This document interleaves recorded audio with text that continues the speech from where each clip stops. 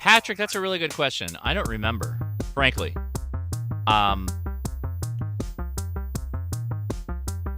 I think that I had that radio long enough that I tested it both, and it will hold full output for a little while, like till 80% battery, and then it'll start coming down.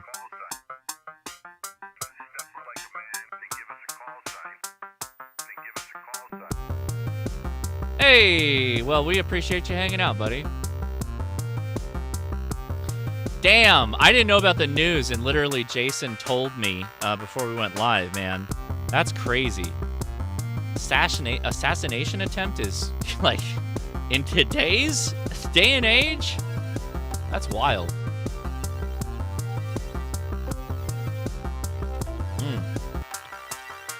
That's probably not a word you want to use on YouTube to kick off a live stream.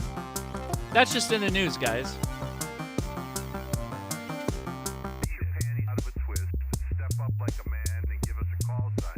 Oh, man. Sorry, dude.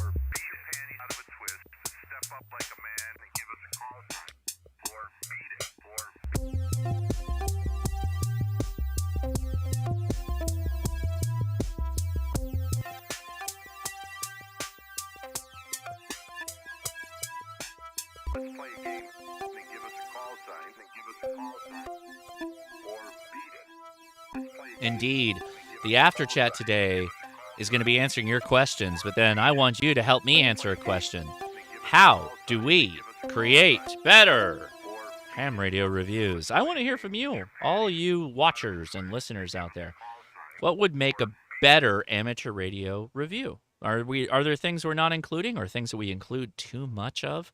Now, yes, a lot of this is going to be HT focused, to be honest, because HF radios, like if I drop a 710 on my table, or a 7300, 7610, a DX10, that's really difficult to review in 20 minutes and then be like, oh, that's it. There's the entire review. It's almost like reviewing a car.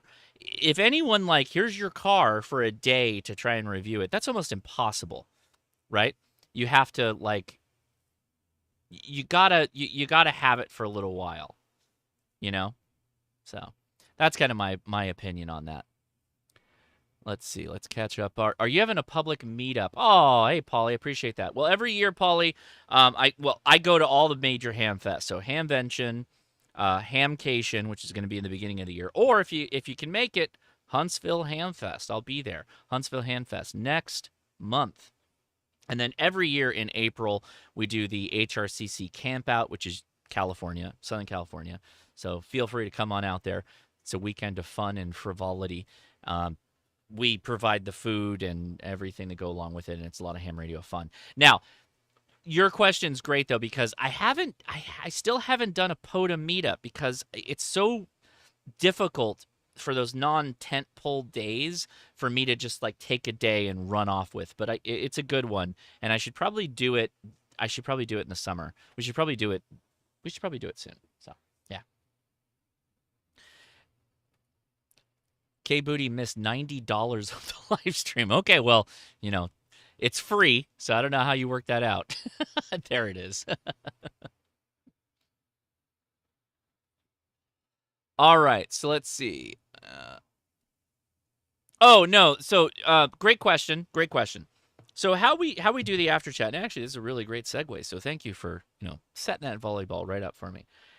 The after chats are about answering your questions, right? But they go for hours. I'm here for a long time. Don't worry. We're going to be hanging out answering questions. So all you guys that are rolling in, pay no mind. It's all right. We'll take care of all of you. Because we did an interview, Jason and questions for Jason are going to take priority. We'll take those right up front.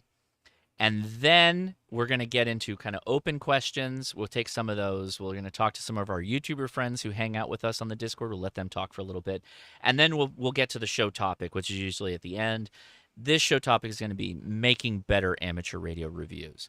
And I hope people find that valuable. But to do that, to get all started with that, I'm going to go ahead and have to hop into the actual Discord here so we can talk. And I realize that my audio settings are probably all screwed up. Yep, they are. So hold on.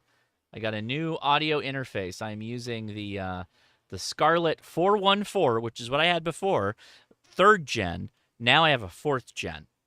So I'm using this mic without a cloud lifter. I had a cloud lifter in line beforehand. Tell me what you guys said. Am I okay? Am I peaking? I'm like, ah, ah, ah, ah. Is it too much? Am I cracking? I don't know. You guys tell me. How's the audio quality? I can dial back the gain a little bit. But I dialed back the gain and everybody told me it's too low. See, that's the problem. My dynamic range is stupid. I'm too loud. I know that I'm too loud. Even when I add compression, it's just I'm too much. All right, let's I'm like Rich Evans of ham radio. Go ahead and everybody start. Anybody catch that reference? I don't know. We'll see. Anyway, let's go say hi to our friends in Discord. Ah, levels are good on YouTube. I like it. Very good. All right, let's sort things out here in the Discord. Yeah, it's over 30 years now. Jeez. How's it going, everybody? Hey, Josh. Oh, we got started late. It's already 6:40. Man, we're cutting into our peak after chat time. Thanks, everybody, for hanging out and waiting for me. I think Jason is already in the chat. I see him there, KM4ACK with the radioactive logo. All right, so let's just dive right into having Jason answer some questions. So is there anybody in here anywhere on the Discord, YouTube, Twitch, wherever you're seeing us live, X even, start text chatting, put the word question in your comment, or if you're on the voice chat, dive in right now and say, hey, you got a question for Jason. Let's take him live, okay? Let's do it.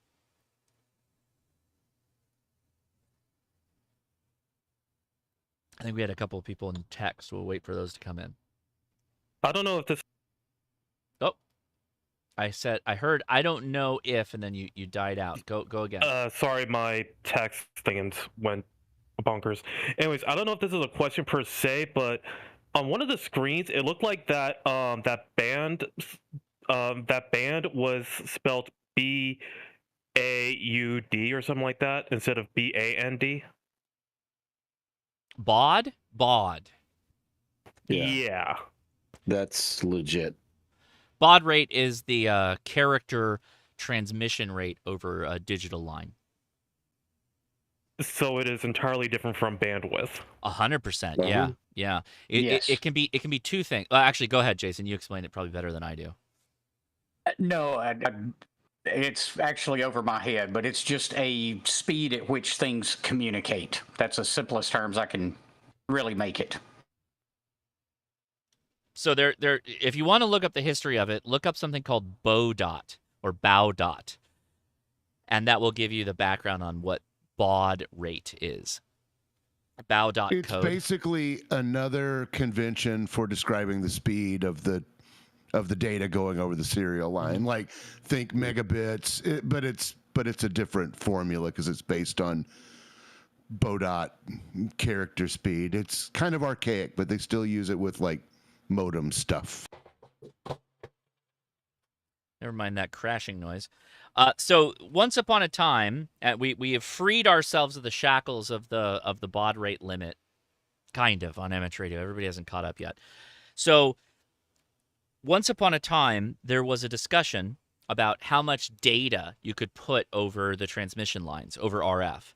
And on higher frequencies, lower limits are much more feasible. And so a baud rate, if you will, of 1200 baud was considered good enough. And so hams have been shackled to that for a very long time. And what it should be instead, as kind of you kind of tipped at or poked at, Jeremy, it should be bandwidth based. The rate at which you can express characters over a given bandwidth, that is much more important. So if we limited bandwidth to 2.8 kilohertz, then how much data you could move in that 2.8 kilohertz is way more valuable than this archaic, disconnected baud rate. And that's what amateur radio is going to. The FCC has agreed to that, and so we get to finally get rid of the baud rate, which is great. Now, that has never mind with the baud rate expression of USB devices. So your computers are still going to communicate over baud rate, right? So 9600, etc., along those lines is going to be what you're going to see for some of the devices over like USB and some of that stuff. So, all right. We did get a question. Question for Jason. Is Linux like the stuff I learned 30 years ago with commands? Chris, Radio and Life asks. I don't know what he learned 30 years ago. Yeah.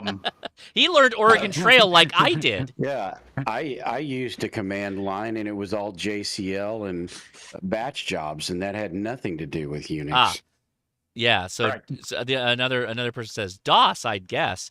So, yeah, there's well, Jason, I guess let's go back to that, and I can poke at this a little bit because this is a great question. I think if we dive in a little bit deeper.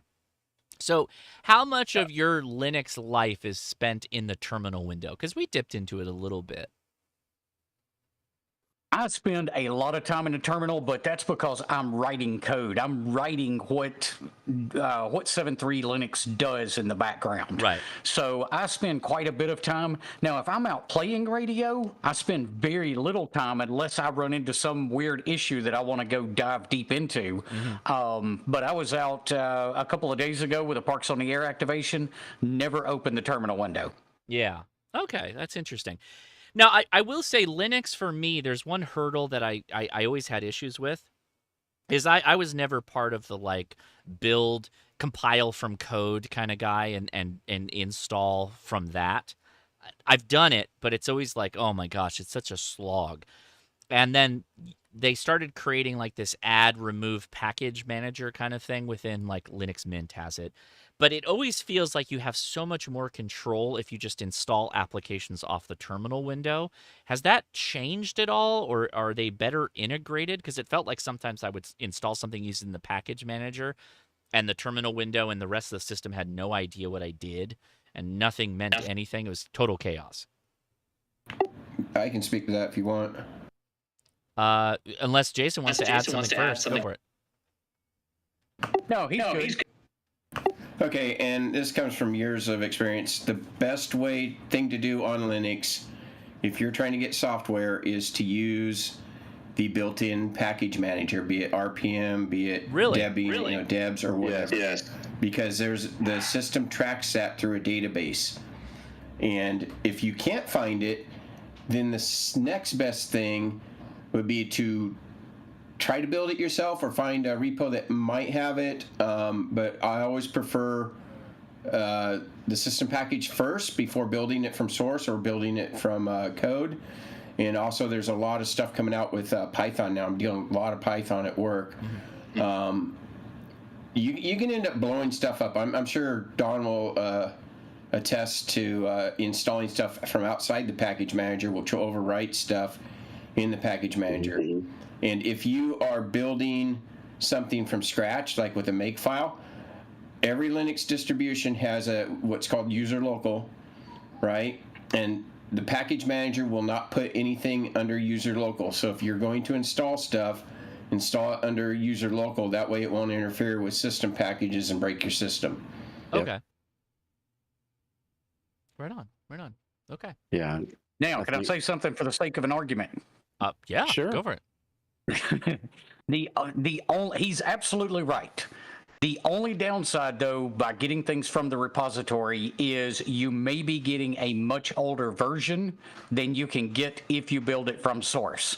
So let's take FLRig, for instance. If you grab it out of the repository, it may not support the latest radio that just came out, even though the latest version of FLRig supports it because it's just got an older package in the repository.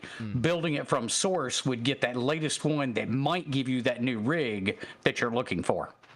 That's especially true with ham radio software. It's almost always out of date in the repository. Yeah. Which is a shame because I come from the old Slackware days where you had to compile everything. Yeah. And so I love the package manager, but then you go to use WSJTX, it'll be an old version in there depending what distribution you're using.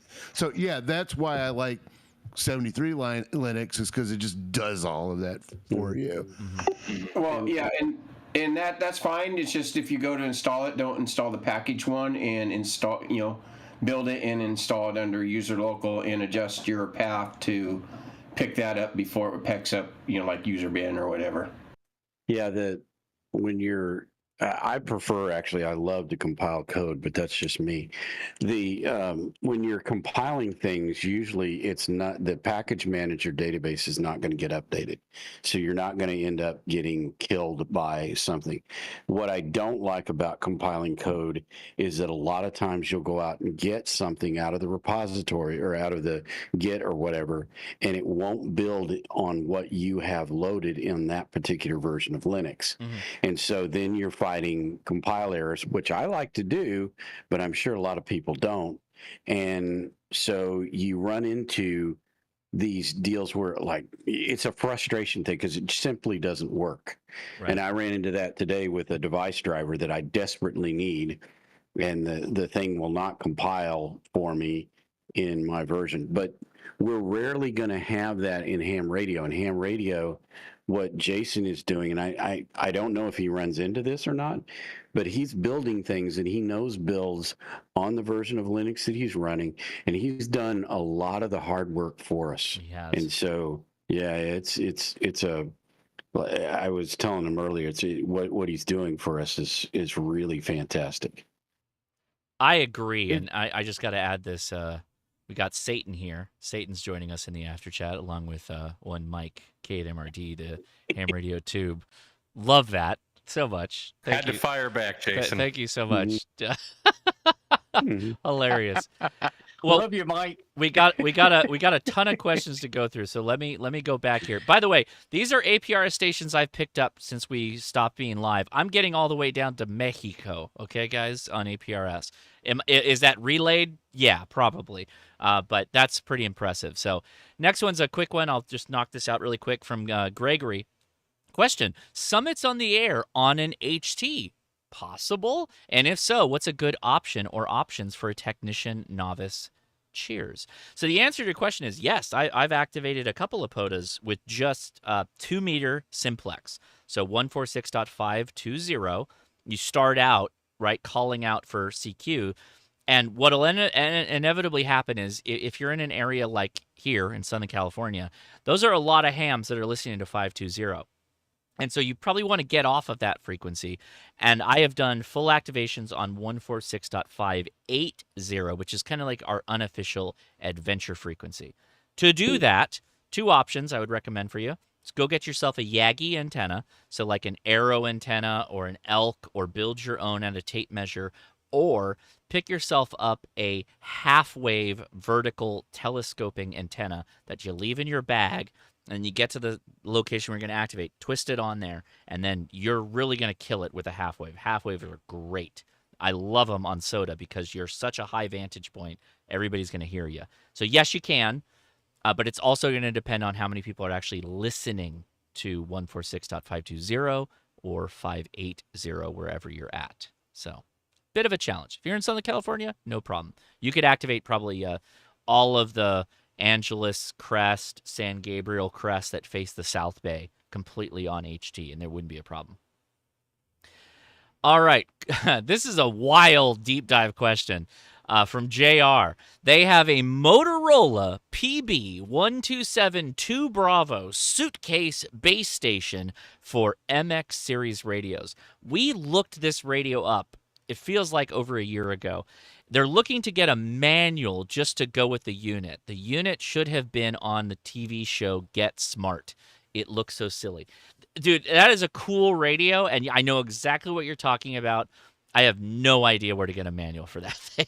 I have no idea. You might be able to, like, go ahead. Repeater Builder probably has it. Oh, Repeater Builder. Yeah, reach out to Repeater Builder. See if you can contact them. And the best you could do is print your own and have it like staple bound and then keep it with the unit because you could probably get the PDF. Okay, moving on. I think I got one in here for Jason. From a K Booty, a wild K Booty appears.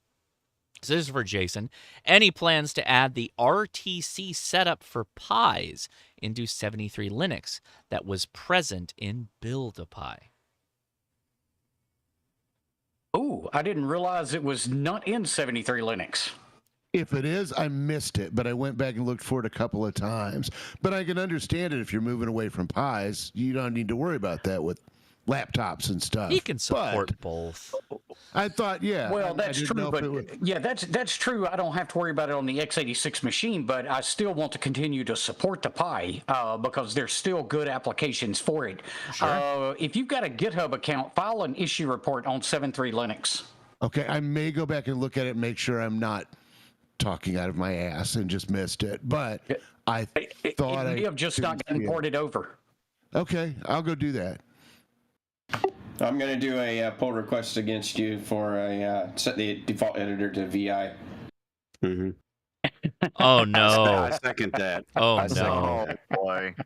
We're not going down that rabbit hole. It's too But of course, early. I can do it myself. So. It's too early to start arguing about Vim versus VI or Nano. We're not doing that yet. That's too damn early. Too damn I'm giving early. myself a coughing fit now. No, you guys, you gotta put a lid on that. Give me an hour and a half before you get to that kind of nonsense. Josh, we were doing that before you got in I'm there. sure you were, and that's fine. You can explore that space when I'm not around, or at least wait until I get a little bit more wine in me. All right, so Lee McC, KI5YPR asks, question, can Jason compare use of 73 Linux versus the DigiPi? And maybe versus is the wrong word, but maybe DigiPi as appliance and 73 Linux with a PC? I don't think I fully understand this question because the DigiPi is. Oh no, go ahead. You got this. I think you got it. Well, I was just going to say, Craig's doing some great work. He takes a bit of a different approach. Oh, DigiPi. That's right. and It's a completely different thing. I totally forgot. Okay, sorry. Go ahead. Yeah, so if I'm not mistaken, Craig releases an image. So you get all or nothing. 7.3 Linux, and this comes from the foundation of Build-A-Pi. 7.3 Linux gives you complete control over what gets installed and what doesn't. So if you want to grab that 7.3 Linux and just install Direwolf and Yak, let's say you're building a Digipeater out, then you can just install those two applications and get nothing else. So that's really the only difference. But I've seen Craig's work. He does really solid work. All right, so you guys you got to be honest here. Is this the image that had that like weird software on it that had to run in the background? No. This is a different person? No. Yes. Okay, Craig Lampart, is that his last name? He's from out in your neck of the woods, Josh. Oh, okay. Sacramento.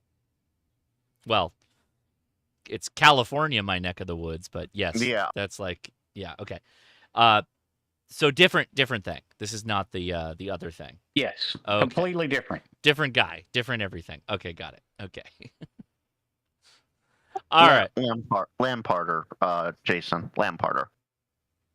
Okay. All right. I think I got through the chat comments. So anybody in the voice chat that would like to ask Jason a question about Linux before we open it wide open for any questions anywhere. I have a question, but it's not about Linux. It's about the apps. Oh, okay. Okay.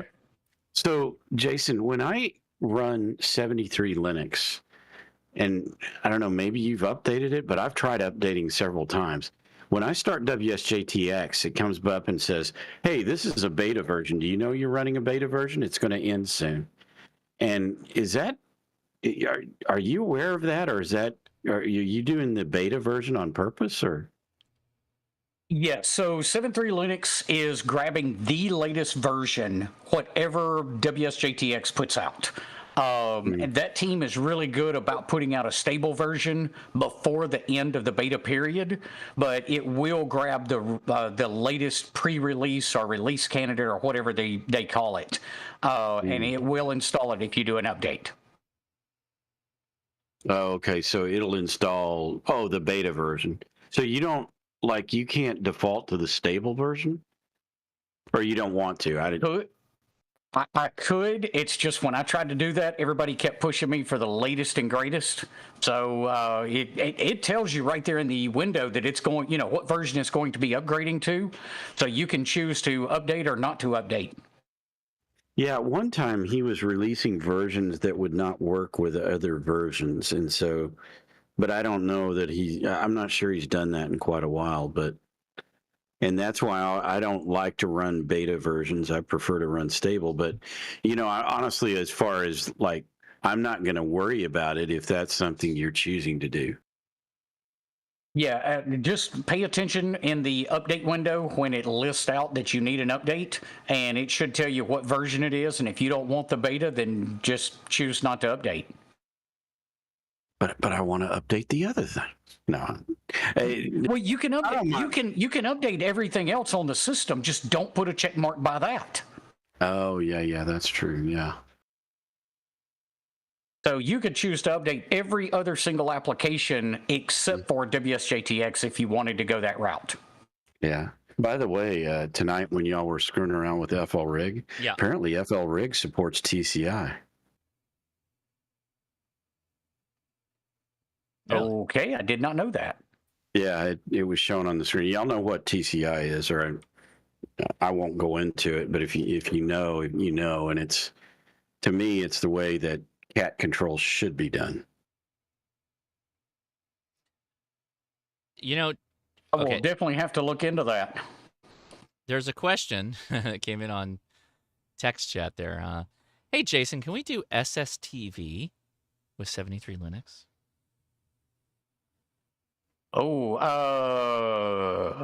That was on the Raspberry Pi at one time. I don't know if there's an app in 73 Linux for that or not.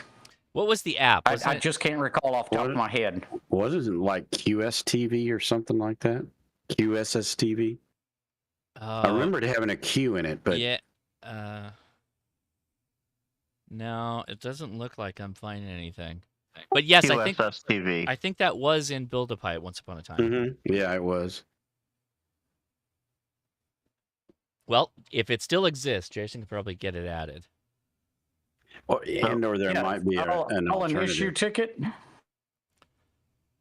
I don't know how to do that, Jason. I'll add this to it. As of a year ago, it looks like the author of QSSTV has abandoned the project, possibly. Mm-hmm. So that's never happened. Anything you get's going to be an old version. And Jason, there is a good question, and I was thinking about this too. Are there any plans to add SDR or SDR-like apps for trunk listening or plane tracking? So anything like that add into 73 Linux? No current plans on that. One thing that did not get mentioned, though, on the live stream, there is a way that the community can write their own script to install something, submit it, and it goes into the community folder. It will load right along with the core apps that 73 Linux builds. So if you had something for your particular group that you wanted to build out, like DRATs, SDR, any other application, you could literally write one of those BAP files that's the installer file, and you can look at the others that are already there to kind of get the template format of what's going on. But you could do that, submit it, and I'll be happy to drop anything into the community folder. If there's enough requests for it, we can move it over to the stable version. But for instance, something like DRATs, there is no demand for that around me. And in fact, until Josh did that live stream, I hadn't heard anybody really bring that up in the last probably year or two. But that doesn't mean that nobody uses it, because some things in small pockets of the country are still very popular. Hey, I ran into this is an application it was on Linux. The guy was moving to Linux, but his club had to use N1MM. And I went out and found it's called not N1MM. It's a Python logger. It's supposed to be compatible with N1MM, and it works on Linux. Have you looked at that yet? I have not looked at that. Not 1MM. Yeah, it's called not 1MM, and it's on GitHub. The user on GitHub's MBRIDAK. Braddock. But yeah, it's he's currently working on it. I know an application we can get Jason to install.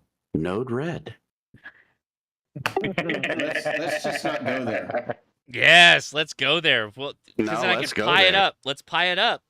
Because I mean, I'm gonna end up putting a Pi with like I'm gonna spool up a Pi for sure, and I know that I'm gonna put Node Red on that thing. I'm gonna run it headless. I'd like to have the regular, 73 Linux sidebar on it, and I may run some other stuff occasionally. So yeah, I don't know. Jason, I might. Well, go ahead. One thing I'd like to see is a VNC client on after you. So if you install 73 Linux and you get a VNC client, then I can pop on to any of the other computers I've got running here and bring that client up, and then I've got the full desktop. So, I mean, that would be a great thing to have on 73 Linux. Real VNC isn't good enough for you? It is, but there's no client. Let the man answer. Wait a minute. You're looking for a server or a client in 7.3 Linux? No, a server. Okay, so I don't have one in 7.3 Linux. I'm trying to find something here on the fly. In my PyScripts repository, which is very poorly named at this point, there is something that will install a VNC server on an x86 Linux Mint platform. Well, yeah, you can install like type VNC. There's several versions of like, because Mint and Cinnamon and all of those are all based on Debian. Just so you can, I mean, it's in the Debian repository for sure. Type VNC, and there's several VNC servers, but the configuration then for me, no problem, but for other people that do it, if you could script it, script the install automatically, it would just be that much more helpful to somebody. And the whole point of that is that if I've got a VNC client, just like I am right now, my radio's in the other room. Well, I could VNC into a machine that's sitting in the other room, bring that client up, and, I can run my radio right from in here in this room, or, so it's kind of a remote thing that you get with that. True. I have done a video on that when I first moved to Linux. But yeah, that is something that could be added to 7.3 Linux. I'll be glad to file a ticket on you. There you go. Do it, Doug. Do it the right way. Yeah. Feature request. Yeah, but because literally the script is already written to do it. It's in my PyScripts repository. We ran into a weird issue with a monitor. I can't remember the details of it. If it would work if a monitor was plugged in, but it wouldn't work if it wasn't plugged in at boot. And I was trying to get it working on a completely headless system. And I believe we ended up using X11 VNC, if I remember right. Mm-hmm. Yeah, I've run into some of that stuff too, and I actually have a dongle that you plug in. It has no connector on it, but it plugs into the HDMI dongle so that HDMI thinks there's a screen there. I've done that before, and those are pretty cheap. But again, I don't remember if that's a requirement, because we do it all the time on servers, and servers are headless to begin with, and yet we'll install a X11 on one of the servers, and then we'll set a VNC back up, or VNC back to us. And so there must be a way to do it without a connector. And because the thing was before too, the Pi does VNC very differently than like regular Linux did, at least from what I remember. There's some settings in the config actually that do things, and you don't need config. You can do it as a user. You can do it as root. There's a number of ways of installing VNC or a VNC server. Okay, so I just dropped a link to that script in the chat on Discord, okay. So you can take a look at that. Yeah, I'll look at it because I think it may be very Pi specific, but let me look at it. Hey, for those of you that are going to run headless, I know Josh said he was going to run headless, and from someone who's done this with Pis forever, I highly recommend moving over to like a CM4 with a carrier board that can that can give you a like an NVMe or like an SD, like an NVMe drive, SSD. Yeah, don't use Pis anymore. Go straight to mini PCs. I mean, for Node Red, I'm okay using like a Pi 5. I've got one of those bad boys. I will do it until it starts pissing me off, and then I will swap it out immediately. So let's just say that. Yeah, the SD card and power were always an issue with Pis, because we tried setting some stuff up at work in our network operations center to just pull stuff and run displays around so they could see stuff, and those things were so unreliable. And we even make the Pis, so there is that. And yeah, I have a love-hate relationship with Pis. Yeah, no, I get it. All right. I've moved away from them a lot. All right, so we got Jason's time here. Well, let's take full advantage of it. Is there anyone anywhere who has a question regarding Linux or today's show topic? Yep. Let's go for it. Yep, I got one for you, Jason. Go for it. The U console. Have you thought about building U console support into it? I know that thing's painful to actually get working on anything else. But a second question is, have you looked at Dragon OS at all? It's more for RF hacking, but he keeps all the ham stuff on it up to date. I have briefly looked at Dragon OS. It's been probably 2 or 3 years ago. U console, I have not looked into. I will tell you that I have 73 Linux running on my U console. It's what's running on there right now. Now, I did follow the standard troubleshooting things that Jason mentions. Like if you go through the first round and like a Vara or something doesn't get loaded, run it again. I did that, and yeah, it all eventually got like synced up. So the U console pretty much has everything running on it right now. But it's still a CM4, so it's enjoy your retro games with the U console. That's the point of that thing. I've got the thing set up with all kinds of ham software already. Yeah, it'll work. It will work. But just keep that in mind. Yep. So the U console runs a CM4, a Pi CM4? Yeah, it does. Okay, Vora is not going to install on that right now with 7.3 Linux. So I was using another guy, and I cannot remember his name, his install script for doing Box86 and Wine, and then Vora, and something in a Linux kernel update broke something, I believe, with Box86. He's working on that in the background, but he's been working on it for probably 6 months or better right now. Okay. There is some workarounds. If you go over to groups.io and search for My Call, there is some workarounds for manually doing it, but automatically getting it done with 7.3 Linux is not possible at this moment. This is an interesting one that came over on text. Holy Demand asks, have y'all tried to program DMR on it yet? Have you? Because DMR is kind of a pain. Because you have to have like a piece of software for every radio on DMR. Have you even tried that on Linux? I am not a DMR fan. I don't own a DMR radio. Gotcha. Yeah, no, I'm not against you on that one. There's one DMR programming package out there, but it's radio specific. I can't remember what it is, but I've seen it for Linux. And you will, if you're going to choose to run Linux all the time, you're going to run into walls that you just can't go around. For instance, I was reviewing that Redivus GMRS repeater.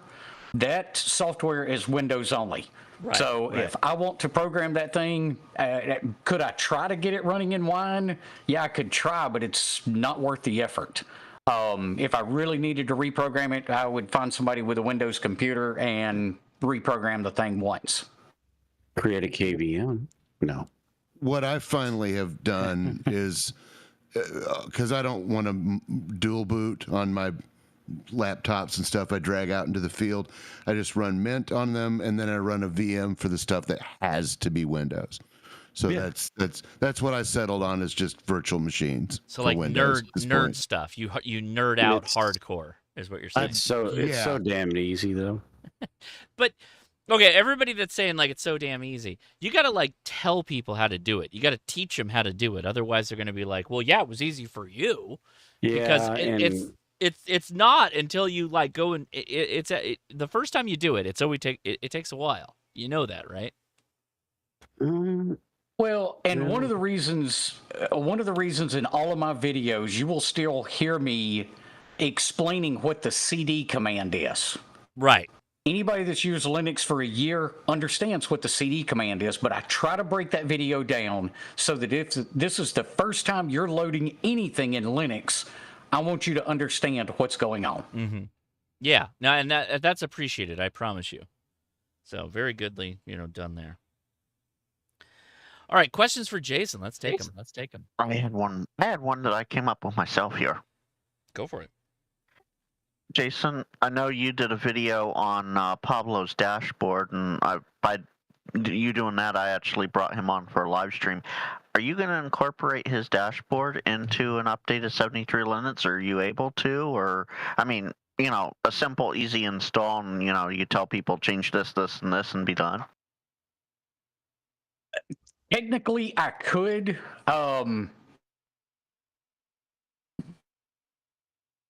Yeah, I guess it's possible. There would be nothing I would touch in the config file because that would be so user specific. But to drop his sample config file in there with it, yeah, that could be done.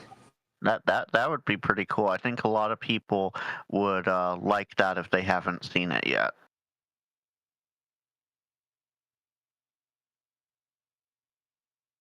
I am making a couple of notes. Right on. That was all I had, Josh. Right on. Cool.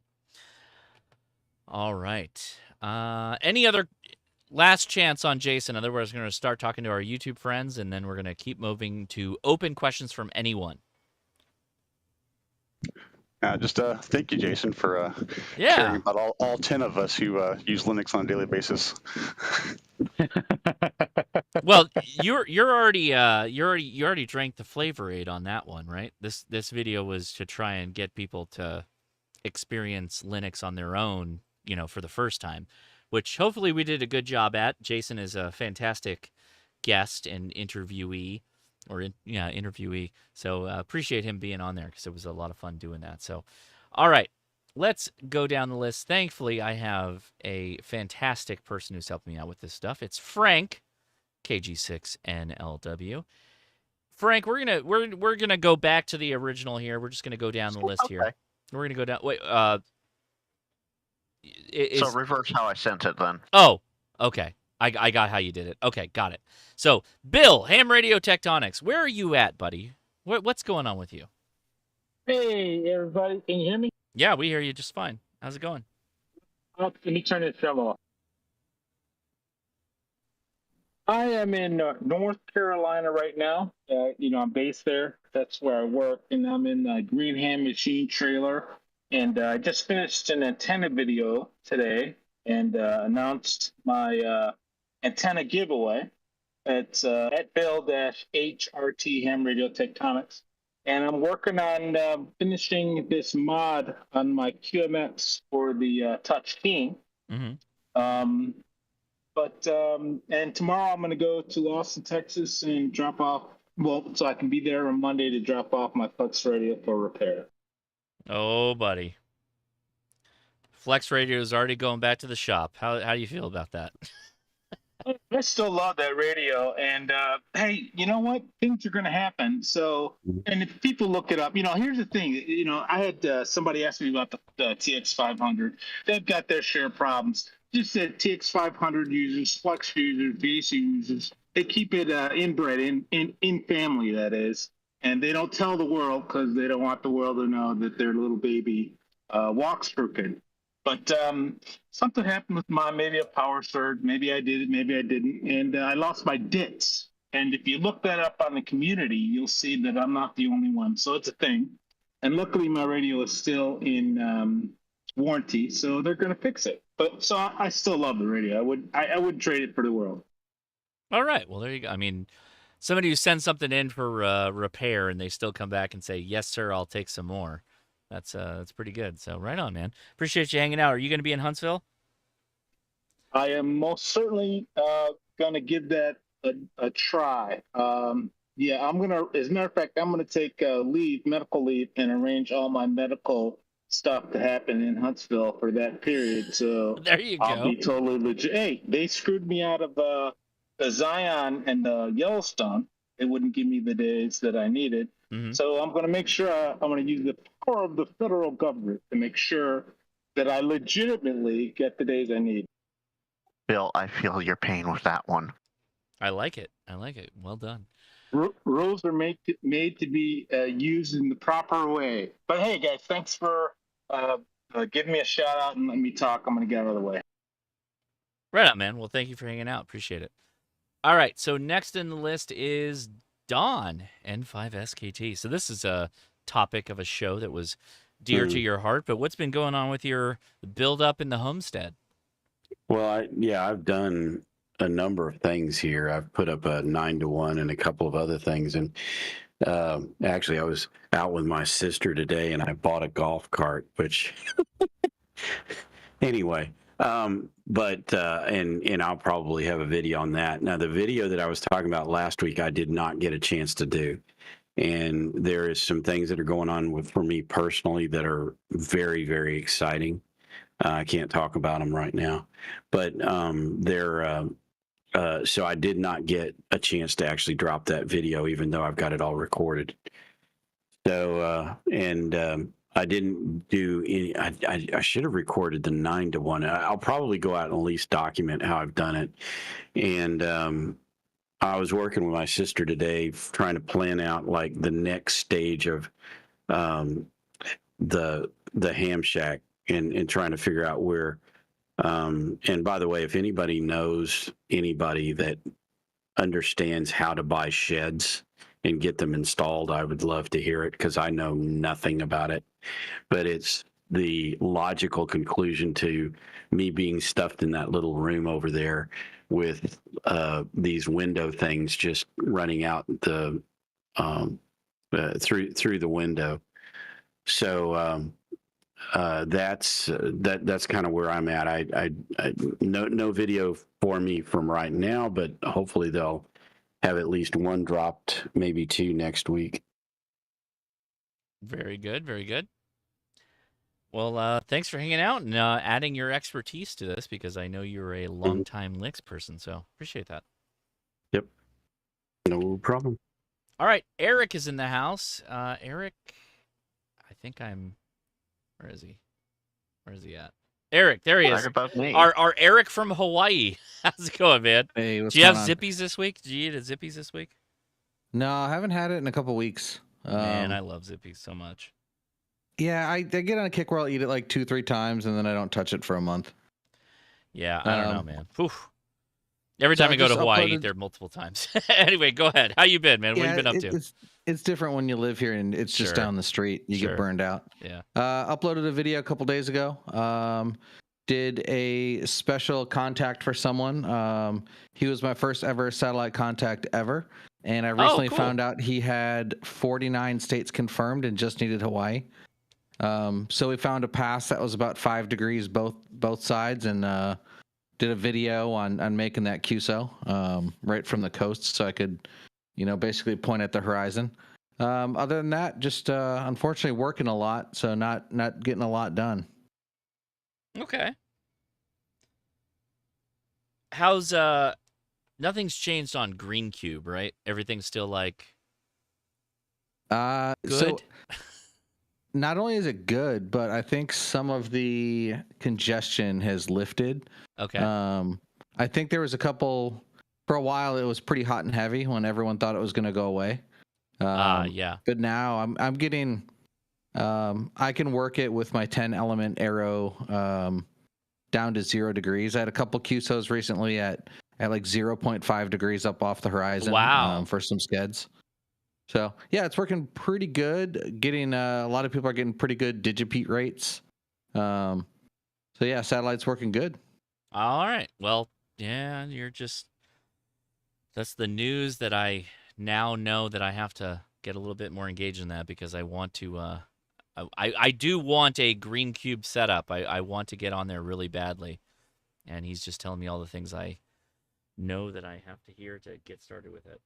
But in sad satellite news, it looks like the Tevel birds are set to re-enter here shortly. So were those linears? No, those are FM sats. They were put up, I think, in late 2022. They were not used by a lot of the people that are on like the ISS. So like a lot of dedicated satellite people use them for like roving and things like that. They sounded really, really good. But the atmospheric drag from the all the things that are making HF good are creating more atmospheric drag in the low Earth orbit area. So a lot of the satellites are getting kind of, their orbits are degrading. These are CubeSats? Yeah, they're 1U CubeSats. Ah, okay. But I did hear that they plan on launching 9 more, but there's no timeline. Okay, well. Satellite is such an interesting part of amateur radio because it's so fast and intense for such a short amount of time. It's almost the opposite of like what a lot of people do. They get on HF and they're like, and I went to the doctor's today, and yeah, it was another bout of gout. Like that whole thing. And satellite is like the antithesis of that. It's like the action sports of amateur radio, which I appreciate you being out there and being a correspondent. So thank you for. Well, the thing about them is in 10 minutes, everyone wants to be fast, but if you slow down and like, what is it? Slow is smooth, smooth is fast, right, or smooth is quick. Yeah. If people just like let everyone have a turn and you just kind of feel it out. Yeah. To like, just don't be. Don't jump like it. A lot of the passes, QSOs aren't getting made because people are just stepping on each other. If you just kind of slow down, everyone can work everyone, and it's nice and peaceful. So I guess that's a really good point on what the value of full duplex is, because the only way you're going to be able to do that is if you're full duplex, right? Where you're going to be able to sense those little. Yeah, right. You're going to have that. Because a lot of times you don't know if you're transmitting in someone else's, and you're just fighting for control on who's got the better signal with the FM capture effect. Yep. So there'll be times the ISS is really, really, especially like over the southeast U.S. When I was back home in the mainland, there'd be people that are just not. They're pushing so much power and they can't hear it that they're just fighting for control over it, and they don't realize that. They're just jamming it up. Yeah. Important notes, important tips. I appreciate that. Someone is like literally sitting half on top of me on FT8, so I appreciate you guys not following the 50 hertz rule. If that's you watching me right now, come on, man. Line up in the parking lot. Appreciate that. All right, next is Frank. Frank, you're next, man. How you doing? How you been? I'm doing great. I'm going to do a quick shout out because I do see him in the live stream chat. Jazz Simon. Oh, Simon, join us on the Discord, dude. Come on. I think he's doing family stuff and just half paying attention there. So anyway, this Monday, he is traveling from British Columbia to Alberta for camping with the family. They're flying, but he's driving, and awesome. He is going to be driving the Canada Transnational whatever it is, Charlie Alpha 5082. Okay. He is going to be live streaming during that time. Wes, VA5MUD, Mr. Mud's Radio Time, and myself are going to be co-hosting so that when he drops out of cell service, we're going to be there with some videos and commentary, and one of us is going to have the Utah SDR pulled up to listen to Simon as he goes along there. So I'm going to drop the live stream chat for that real quick. Yeah, go for it. And so there you go. There's that. So I'm going to be busy with that. Tuesday, hopefully, I will have a video coming out. I was sent something that I need to do a review on, and I actually have an antenna that I need to clean up the solderoids on a little bit. So got to get that cleaned up. Thursday, my usual Thursday night Northern California live stream chat, listening to SwapNet. Mm-hmm. Really, Eric? Really? Okay. You're just so loud. How's that, Eric? Is that better? Oh, that's perfect. Okay. What is it with guys named Frank on microphones? I just turned down the gain just like 1%. That's all it took.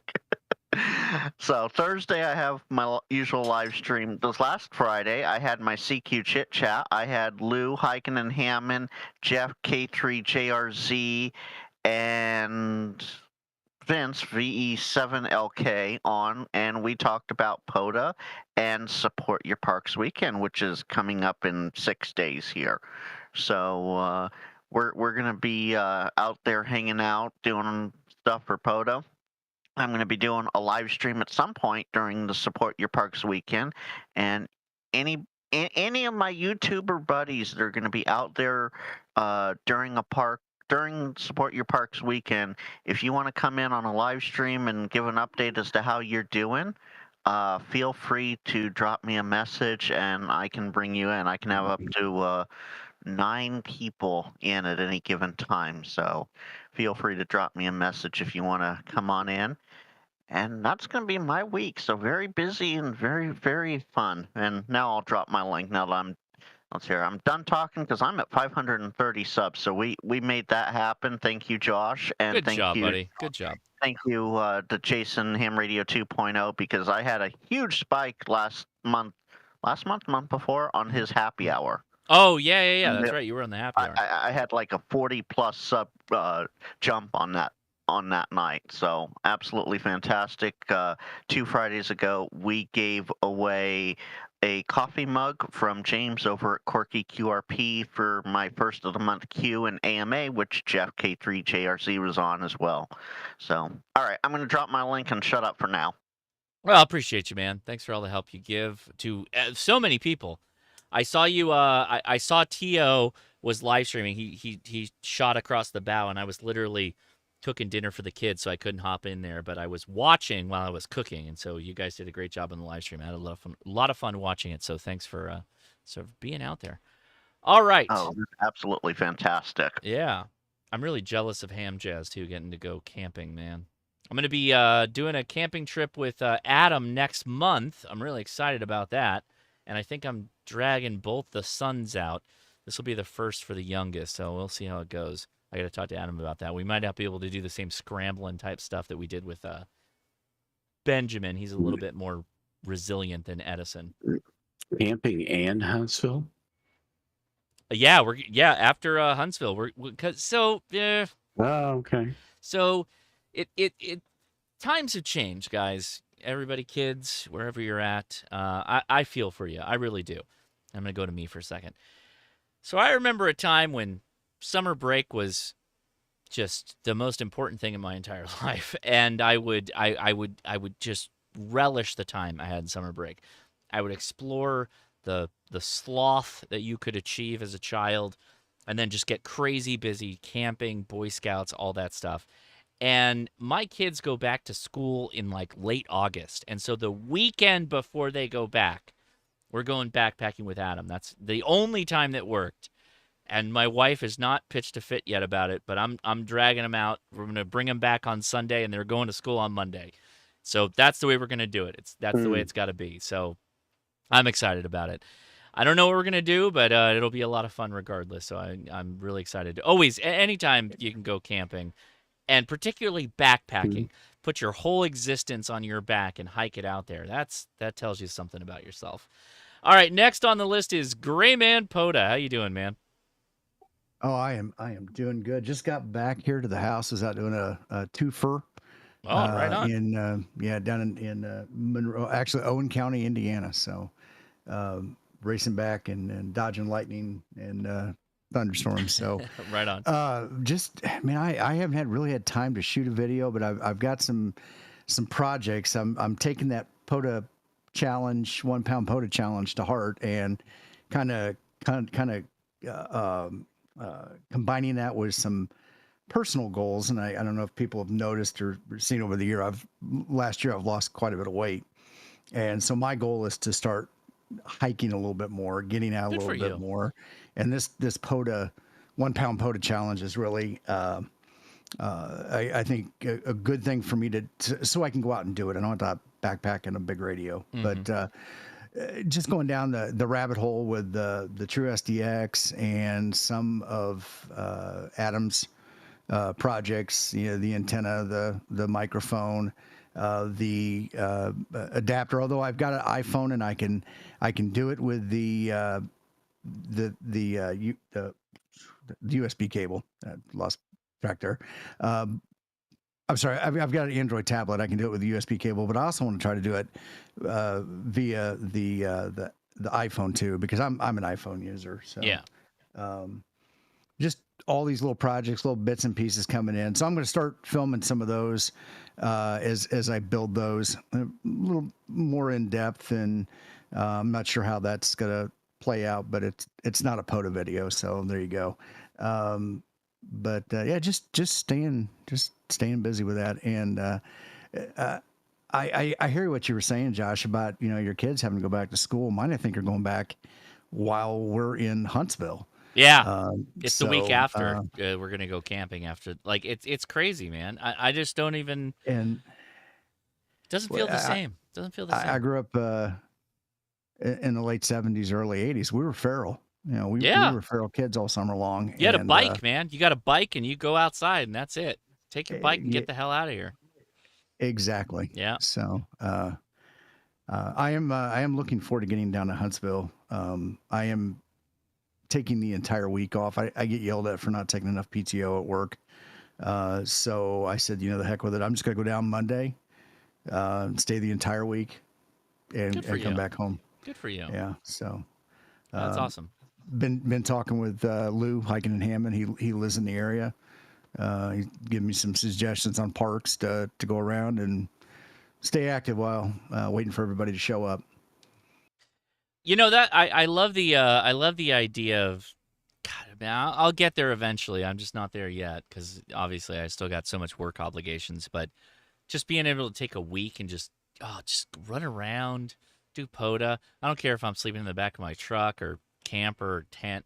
Just it sounds so free. Just love it. Yeah, I explore the space, man. You deserve it. That's awesome.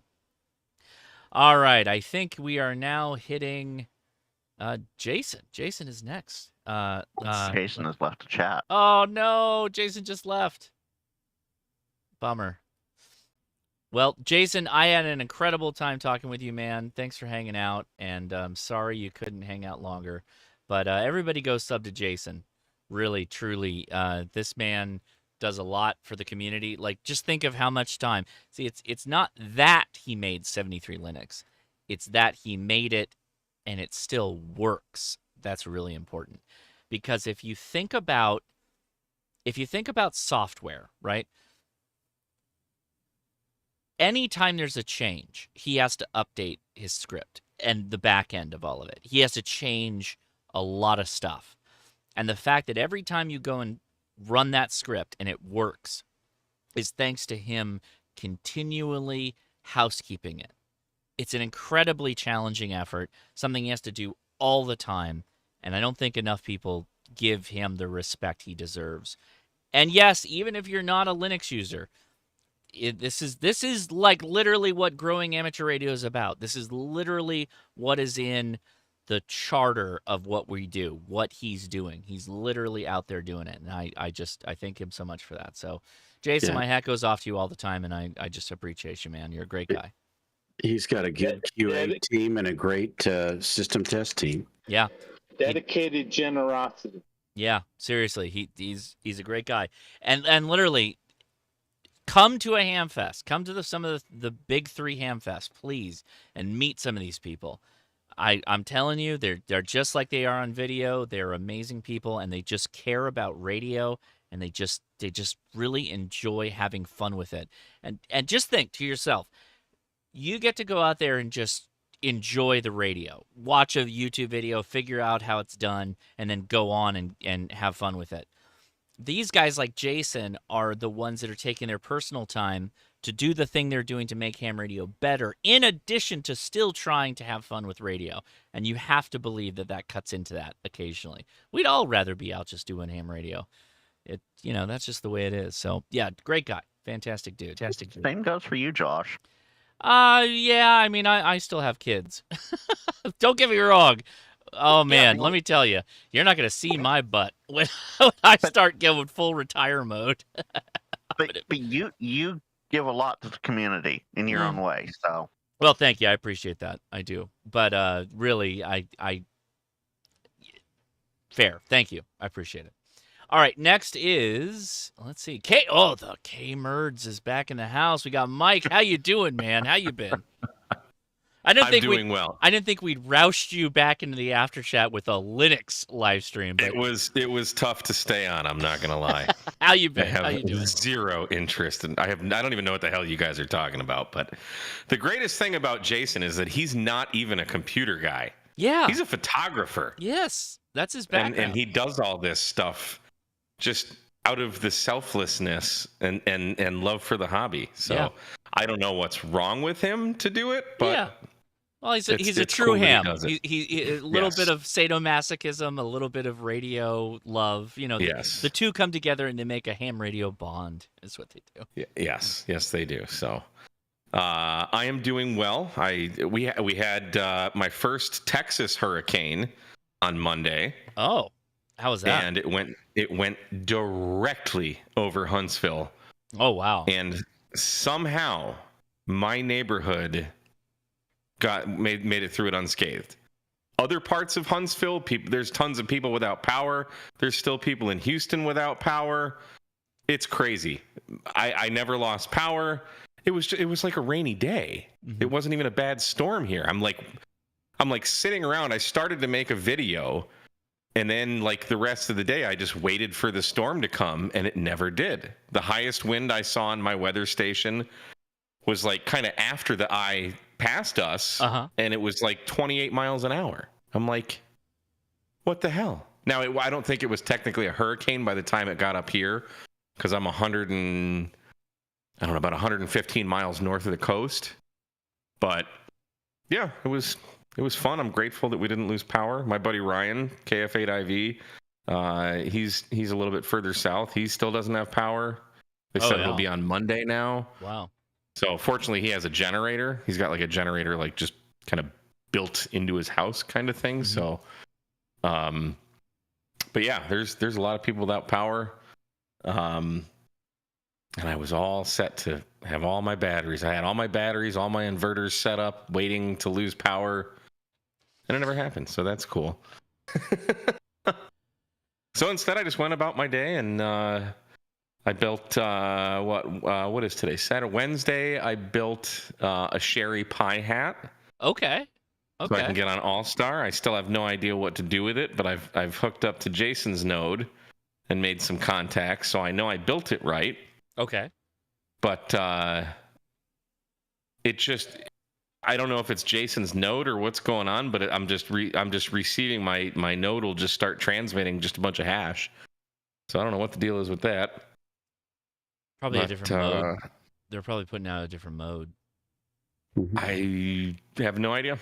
I know almost zero about All-Star. So everyone says to watch Freddie Mac's videos, so I gotta go down that path, but.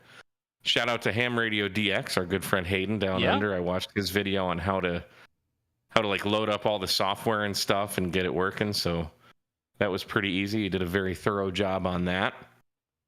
And I dropped a video yesterday about syncing time with GPS on a Mac.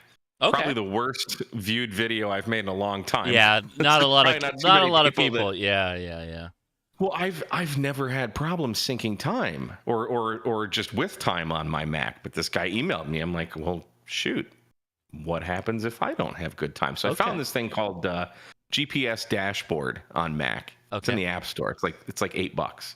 Okay. Works perfectly. Oh, great. So today, while you and Jason were yapping on about computer nerd stuff, right? I was here in the shack I was watching, but. I turned on because I was using that little GPS dongle, Mm-hmm. And I'm like, well, I wonder if this will work with like the 705 and my ID50, because those both have GPS. Right. Yeah, sure. Sure enough, it does. Okay. Yeah. And then I'm like, okay, well, my FT5 has GPS. Will it work with that? No. No, because it doesn't make a separate port. Yaesu's got a Yaesu. Mm-hmm. Yeah. They don't share that. That's not. No. That's like, not shared you info. gotta be kidding me. And I had to dig. I had to dig through all my cords just to find what is it? A mini USB that's on that stupid radio. Yes. But, yeah. I'm like, what the hell? And then I'm like, there's that little switch in there. Yes. So I grabbed the smallest screwdriver that I had, and it's still a pain in the ass to move that switch. So fortunately, I've moved on to the ID50 as my everyday driver. But I think you are the front line of the argument for the ID50. That is a fantastic radio. That's freaking awesome. The battery lasts forever, and it just it's like Bofang works. life battery. Yeah, on that it's thing. it's great. It's crazy. It's great. Every time I pick it up, I'm like, oh yeah, it's going to be fine. We're gonna have a fine day. Doesn't do APRS, but Mike, we know that you're not the biggest fan of that, so that's that's just the way it is. Well, neither is ICOM. So even if I wanted to. Right, ICOM exactly. is going to put the kibosh on that. Exactly. So expensive for a QRP radio, though. Did you see the new ID52 is going to have or ID52 Plus? It has USB-C. Yes, I did. So there is a new ICOM out on the market. I'll pull up the. I don't think it's out yet. Well, Ray has one, so I'm going to call that out. I mean, they've announced it, so it'll be here real soon. So there's this really interesting thing that the Japanese market does. Let me pull this up. ID52 Plus. While you're doing that, Ira Hayes in the chat says, "Wow, I want a custom K Murder YouTube video too. You can get one. What is it? K8MRD at Gmail, Mike? No, it's K8MRD at iCloud.com. Yeah. Mike is a Mac guy, Frank. Come on. So I know. So let's check this out for a second. iCloud. Let's check this out for a second. So this is the new ID. So the 52 Plus it's two models, right? The big thing that it adds is USB-C and also terminal mode on every A and B band, so that you could do DRATs, you can do GPS, you can split them. We're almost at the point. Actually, it also adds a Bluetooth, more Bluetooth data modes, I believe, on top of that. I think that if we scroll down a little bit, it'll talk a little bit about that. New features, yeah. So wireless Bluetooth connection to Android devices, even using terminal mode and access point mode. So I'm taking this as like enhanced data modes. They didn't say that explicitly, and don't hedge your bets on what I'm saying, but I think that's what they're trying to say. Dual operation of terminal mode and simplex repeater operations, more versatile USB-C port adopted instead of the USB micro port, which we love. Now, here is the thing that is like cracks me up to a degree. Japanese markets will make a faceplate change, and then they'll be like, "Oh, that's the limited edition." So the ICOM 60th anniversary limited edition is that silver one on the right. And what really clinches the deal, if you scroll down, I already passed by it, leather lanyard loop. That's what gets you. This is the anniversary edition right there. Is what you get for that. Is it a Hermes leather loop? An Hermes, Mike. However you want to say it. Mr. Huntsville. Okay, Yeah. You're going to correct me. Yeah, no, the handbag company is Hermes, but a Hermes is an SDR. Josh, the terminal mode will allow you to Bluetooth to your phone and then access D-Star without a repeater or hotspot. Yep, that's exactly what it does. But I'm also hopeful that we start to open that up a little bit over the Bluetooth or something like that, another developer can create an app that can leverage some of that stuff, because I think that's where we need to go, guys. Everybody listening to me, we need to have a situation where we just have like an APK or an API for people that want to develop on these radios. We already have it on HF. I don't know why VHF, UHF is such a hurdle that we can't get over. Like we got to get to the point that people can just start developing stuff. We want that. That's how we get Polo Logger. Stuff like that. It's just super, super cool. All that stuff. But here's a really interesting little factoid with the Japanese market. So this lanyard. So there's a camera I really like called the Ricoh, what is it? The GR3. The GR3. I have 2 of them now. But a lot of the Japanese market will come out with some limited edition one of these where it has like a special lanyard. Oh, and of course I can't find it now. I'm scrolling. Oh, and the orange ring on the lens. Yeah. I have the Urban Edition. That's the one I have, and then I have the other one, the X. But anyway, yeah. So anyway. The point is that the Japanese market will do this, where they'll come up with a different faceplate and a different screen, and it'll be the special edition. But it doesn't really change anything on the actual device.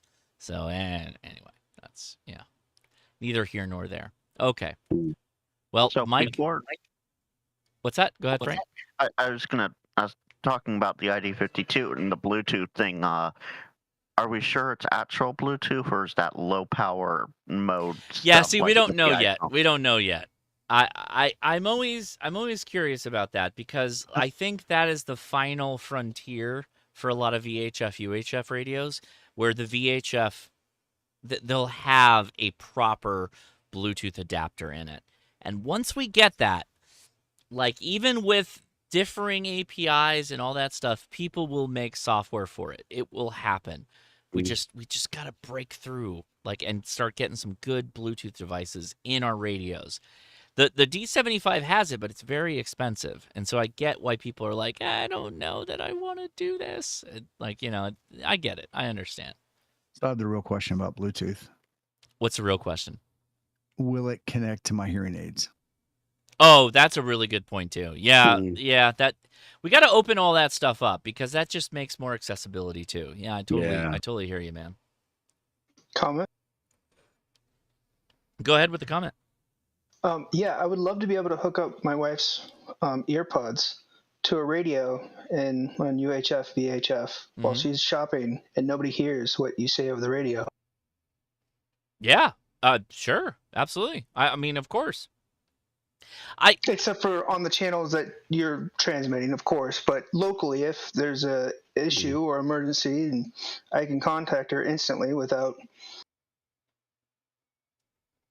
I think there's still some bit of the company wants to make a company Bluetooth adapter, that you have to buy the company's Bluetooth adapter to be able to do Bluetooth with this thing. And I got to be honest, a lot of the Bluetooth adapters the company, the majors comes out with it's not great. I'd rather just be open-ended. Let me connect anything to it. Let me connect my phone to it. Let me connect my headphones to it. Let me do whatever I want. Just let me have this as a appliance that I can connect to. And I know I'm not an appliance operator. Everybody calm down. But I want it to be like that. I want my devices to be able to interoperate so that I can do more complex things with them. That's what we really got to push for. Here's the $20 Android one, and here's the $200 Apple one. They should both work, from my point of view. Yeah, they should do. I mean, truthfully, it should support full Bluetooth, and not just, we want this little thing, that little thing, that little thing. Should be working with all devices.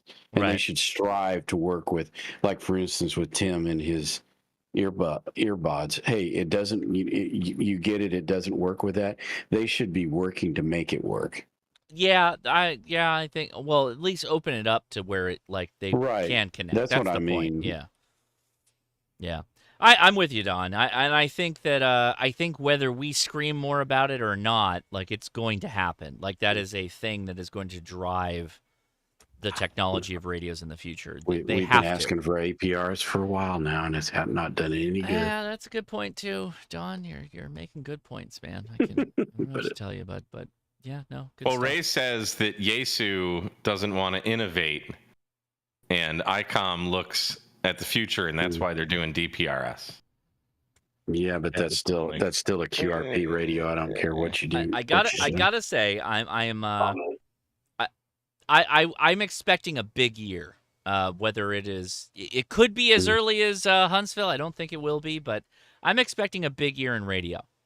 We're at the age of the 70. First, let me just the radio companies understand we're rolling into 2025, peak solar cycle. Everybody's got to get on that and start marketing the crap out of it. If they're not doing that, they're missing the mark, right? So 10 meters is going to be hotter than it is right now, which is amazing. Every day is amazing.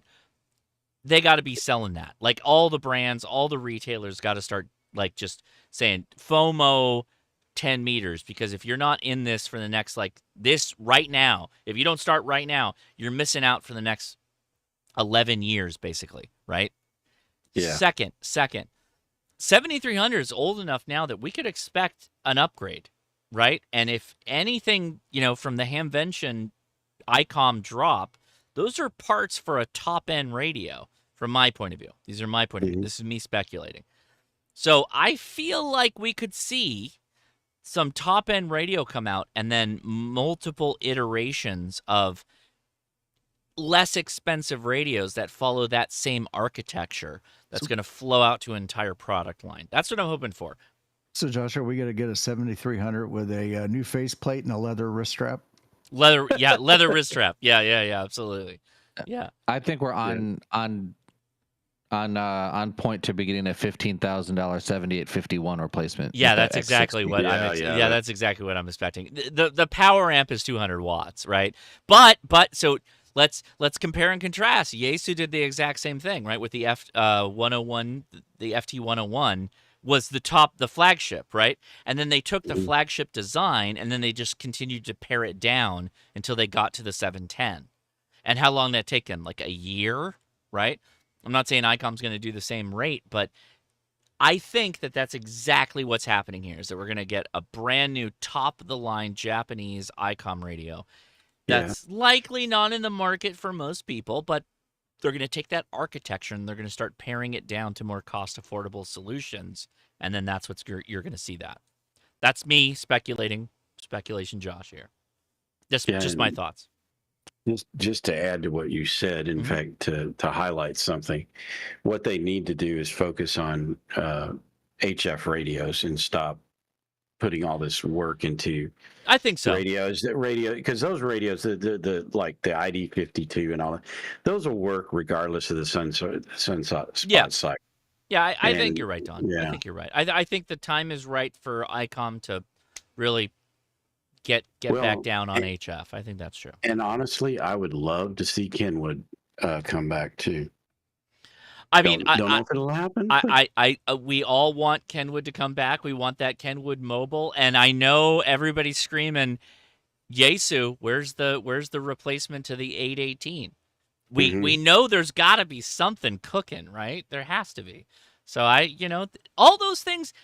I think 2025 is going to be a big year. I'm calling it. I think it's going to be big. Before maybe a little bit, getting into the holiday season, like right there in the sweet spot. Yeah, one thing they were talking about when the 710 come out that it would have been kind of nice would have been to see an FTDX version of the 991. Although I think you're right. I don't know that we're going to see radios much anymore that have 2-meter 440 all modes in them. And that's exactly what I want. I want a full duplex 705. I don't even care if they drop HF. Like give me a 970, a 9700 QRP. Right. And and they missed the boat on that. Honestly, they missed the boat on that with a 905. They should have done full duplex in the 905. That would have been really nice. That would have been really nice. It's still really expensive though for even not doing the full duplex. You're going to pay more for that. Oh yeah. I hear what you're saying though. You're just looking for 2-meter 440 full duplex 705. Like all 1% of the ham community that does satellites would be exactly, Eric. So at least you appreciate that the market for that is pretty small. That's the problem. Yeah, it's right. it's real small. Yeah. The problem is that some of our most vocal people also make up some of the smallest areas of the community. Like, there's probably not, well, I'm sure there's some repeater operators and all that stuff that are watching me right now, but a lot of people that watch like the YouTube videos and all that stuff, they're like actively, aggressively focused on amateur radio, which I love. I mean, that's why we make videos and stuff. But you guys are all like the vocal minority to a certain degree, right? I mean, that's just the reality of it. Well, I think if you got something down of 2 meter 440 all mode with full duplex in the $600 to $700 range, there would be more people doing it. Of course, yeah, because it would be an option that. So that's this beautiful thing about the hobby, is those people are still gonna do what they want to do. They're just gonna find another way to do it, and so that's why they're running like 2 818s or 2 817s or 2 radios. Because at the end of the day, for the FM, satellite bird chasers, you could just put a Baofeng on the receive side, depending on where you're up. Depending on where your duplex is, you have to chase the Doppler and all that stuff. Not the duplex, the Doppler. You're still just going to put a radio on that side and be like, okay, well, I'll just listen to this. And you can record off of that. You can do whatever. It's just more crap that's hanging off of your antenna. So it's not svelte. It doesn't have that like ham sexy vibe to it like the D72 did, right? The D72 full duplex handheld. Oh, buddy. Dual band. Yeah, we love that. That's why that thing still goes for so much money, right? But some people have started to run dual 705s, or you pair the 705 with a D75. Yeah. And the 9700 is full duplex. And I literally have a meme picture of somebody that has a chest rig for the D75. Or sorry, the 9700. The 9700. Oh yeah, that Eric radio did that once. Yeah, I mean, there's people that are like, I didn't do that. They chest rig. No, not you, Eric. Ham Radio Concepts. Right. So you can chest rig a 9700, and you can man pack portable that thing if you want to, if that's how hard you want to ham. But that's the reality of it.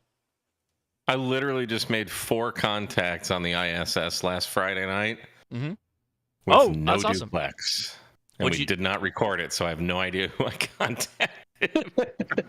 Yeah, you can do half duplex. It's just so much better when you have full duplex. And I've had people try to explain that to me, and I don't understand why. If you're hearing them, you should be able to hit it, and we did. So I don't know. Well, it's just but I'm not a lot satellite of times guy. When you hearing it and it hearing you aren't the same. Yeah, so the idea simply... You know when you're hitting it and when you're off. And the idea simply is if you hear yourself on the return pass, like down from the satellite, you're making it. And there could be a station that's already working a contact while you're listening to yourself, and you're creating the interference that's preventing them from wrapping up the contact. That's why you use full duplex. Yeah. A lot of the QRM is in people don't even know that they're causing it because they can't hear that they're causing it. Yep. Yeah, so they're screaming in the ether, and there's somebody already working a contact, and that is causing interference. It's making their contact more complicated. Because again, there's one channel. There's an uplink and downlink frequency. That's it for those FM birds. And if you're stepping on somebody that's actively already working it and they have a larger signal than you, it's probably better to just work them, wait for them to fade off, and then pick up from them. But you can if only I hear the satellite and nobody's talking, then I'm not stepping on someone. No. But when you start talking, if you're not making it in, like hearing it and it hearing you aren't the same. So if you kind of are just marginal, like while you're pointed at it and someone else is marginal, you'll kind of go back and forth and you'll just get like, it's hard to explain. But then even on like the linear sats, that is, I'm not going to say it's impossible to do without full duplex, but because in the linears you have a 30 kilohertz pass band, and on some of them they're inverting. So where you are on the 2 meter section will be inverted. So you'll go from like upper sideband at the bottom of the passband, and you'll end up lower sideband at the top of the passband. So if you can't hear yourself, you'll have no idea where you should actually even be listening. Mike, you're generally right, though. Like, generally, your point is accurate, right? Generally, I am. There are some nuances to it, but yeah, you're right. And yeah, if there's not any contacts and you think you're spot on, then yeah, you're probably not creating interference. That's a true statement. If you're good at working the birds, you can absolutely nail it with half duplex all the time. But the hardest part is the people who would benefit the most from full duplex are the people who aren't using it because they're just starting out and they're using their Fang. Well, so 2 fangs. Buy 2 fangs. They're $18. Buy 2. Put one on each channel. You'll probably desense though because the maybe if you have like a FT5 DR or an ID50, put that on the transmit side so you have a clean. I see what clean you're saying. transmit. Yeah. Well, no, the $18 Amazon, that's spectrally clear, buddy. There's no spurs. Yeah, well, I don't know. I haven't had good luck. When I've had use great luck. my ID50 and a Kenwood, it works pretty good. Yeah. Okay. Well, there you go. On why does Robert or use a 2730A? Doesn't full duplex. That do so it's a full duplex radio. Yeah, the 2730 is full duplex. 2730 is not that expensive. No, the 2730 is a fantastic radio. ICOM 2730 full duplex. That's why he uses it. It's a very good radio. See, Mike, there's a good ICOM radio you can buy for satellites. Yep. All ICOM radios are good. Yeah, they are. They are really good. The 5100 will work really well as well. Yeah, it was Hamcation. I stumbled onto oh my gosh, Sean Kutzko just dropped the sweet. This is so perfect. Check this out. Sean Kutzko, I've had him on the chat live stream a couple of times. Look at that. What a dapper man. Oh, that's amazing. That's super. And with Nancy, of course. So Sean has been on the live stream multiple times to talk about satellites and get people into satellites. Look at that picture. That's amazing. I think they're in front of the Back to the Future house. That's awesome. I love that. Oh, there it is. Okay. Very good. All right. Yeah. Stream has to catch up a second. Yeah. Oh, and wow. And then also there was a panel talk over at the Hamfest in Zion. I'm bummed out that I couldn't be there. I got wrapped up with work and it just didn't work out. But look at that. There's Gordo sitting next to Jason and John from Yesu. Wow. All right. That's cool, man. Jason live streamed some of it this morning. He live streamed his walking around the area, but I don't think he did the talk. Right. Yeah. No, not the talk. Maybe Frank did. Ha. We know Frank did. I'm sure Frank recorded it. Not me, Frank. The other Frank. Yeah. And yeah, he might have recorded it. Don, let's put it this way: had I been there, I would have recorded it absolutely. And like Bill, I had federal things to take care of that wouldn't give me the time of day to get down there. Otherwise, I'd be in St. George, Utah right now. Mm-hmm. Yeah, I wish I could have been there, but it just didn't work out schedule-wise. I have new job responsibilities. I have to go to the office every day now, so. No. Them's the realities of it. All right, I'm going to run to the restroom really quick, but I think we got, let's see. There's one more. Been waiting very patiently. Oh, Mark is next. Mike, anything you got to say before we go to open questions? Vote for Pedro. Vote for Pedro. All right, Yep. right on. Good. I'm going to hit the road here, boys. All right, I appreciate you, man, hanging out. Have a Thank you. wonderful evening. Hopefully my audio sounds better this week. Mm-hmm. No, you sound great. Okay, good. And yeah, I'm gonna go relax on the couch. I'll probably be spying on you. Not on the Discord though. So. I'll see you sooner than not. You're all good for Huntsville, right? Oh, you got oh. accommodations. Yes. Okay. I forgot. Big announcement. Jason and I actually, and Jason from Gigaparts, next month are going up to Iowa You know what's in Iowa? Cedar Rapids. K68. Other than that's where UDA? Slipknot is from. Power Film Solar. Oh, very cool. Is in Iowa, so we'll be hanging out with them and touring their facilities and seeing what makes their solar panels so incredibly freaking good. Very good. Yeah, I'm very excited for that. Not excited for the drive, but I was going to drive I was going to fly, and then I was like, well, shoot, the tickets are expensive. Then I was going to drive, and then Jason and I were talking at field day. I didn't know he was going. And he's like, well, just drive with me. So I'll drive up to Dallas and then let him beat his car up instead of mine. So you'll be in the 250 driving up. Yeah. So up to Iowa and then back down to Texas. And then a few days later, we'll be in Huntsville. So. Oh, man. Well, I'll see you there. I'm very excited to see you as always. And everybody come out. Yeah. Say hi to Satan for us. Yes, please. As always. Satan, Don says hi. He's sleeping. He doesn't care, Don. And an extra meow as well, of course, when he wakes up. All right, guys. Have a great night. Take it easy. Later, Mike. We'll see you, man. All right, then next, Mark. Mark is gonna. Are you there, Mark? Is Mark? I am. Mark, I'm gonna give you a huge piece of responsibility. I have to use a restroom break here, so I'm gonna let you go. So you ready? You ready to take the reins and run with it? I am, man. I got this. Don't even. I appreciate it. You take it and run. Go for it, man. It's all you. So, well, I'd like to give everybody an update on Boondock Echo. I'm going to drop some pictures in the live chat to give you an idea what's going on. So we've got all the boards. They've all got to be touched for testing. I mean, maybe they probably don't, but we're doing it anyway. We've got brand new firmware that is going to streamline the setup process. So basically, you turn this thing on, you navigate to it with your cell phone, and you put in your email address, and it links the dock to your account. It can have dual Wi-Fis, so while you're connected to it with your phone or tablet or whatever, it can go out and find whatever local Wi-Fi you've got.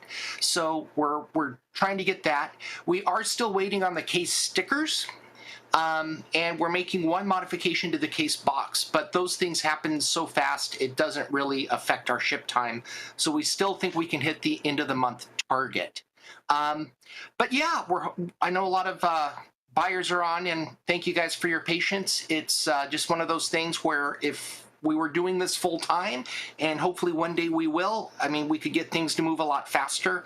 But since things are, basically we have to do all the work after our day jobs and still keep the wife and family happy and all that, it does take a little bit longer than we'd like. So any questions?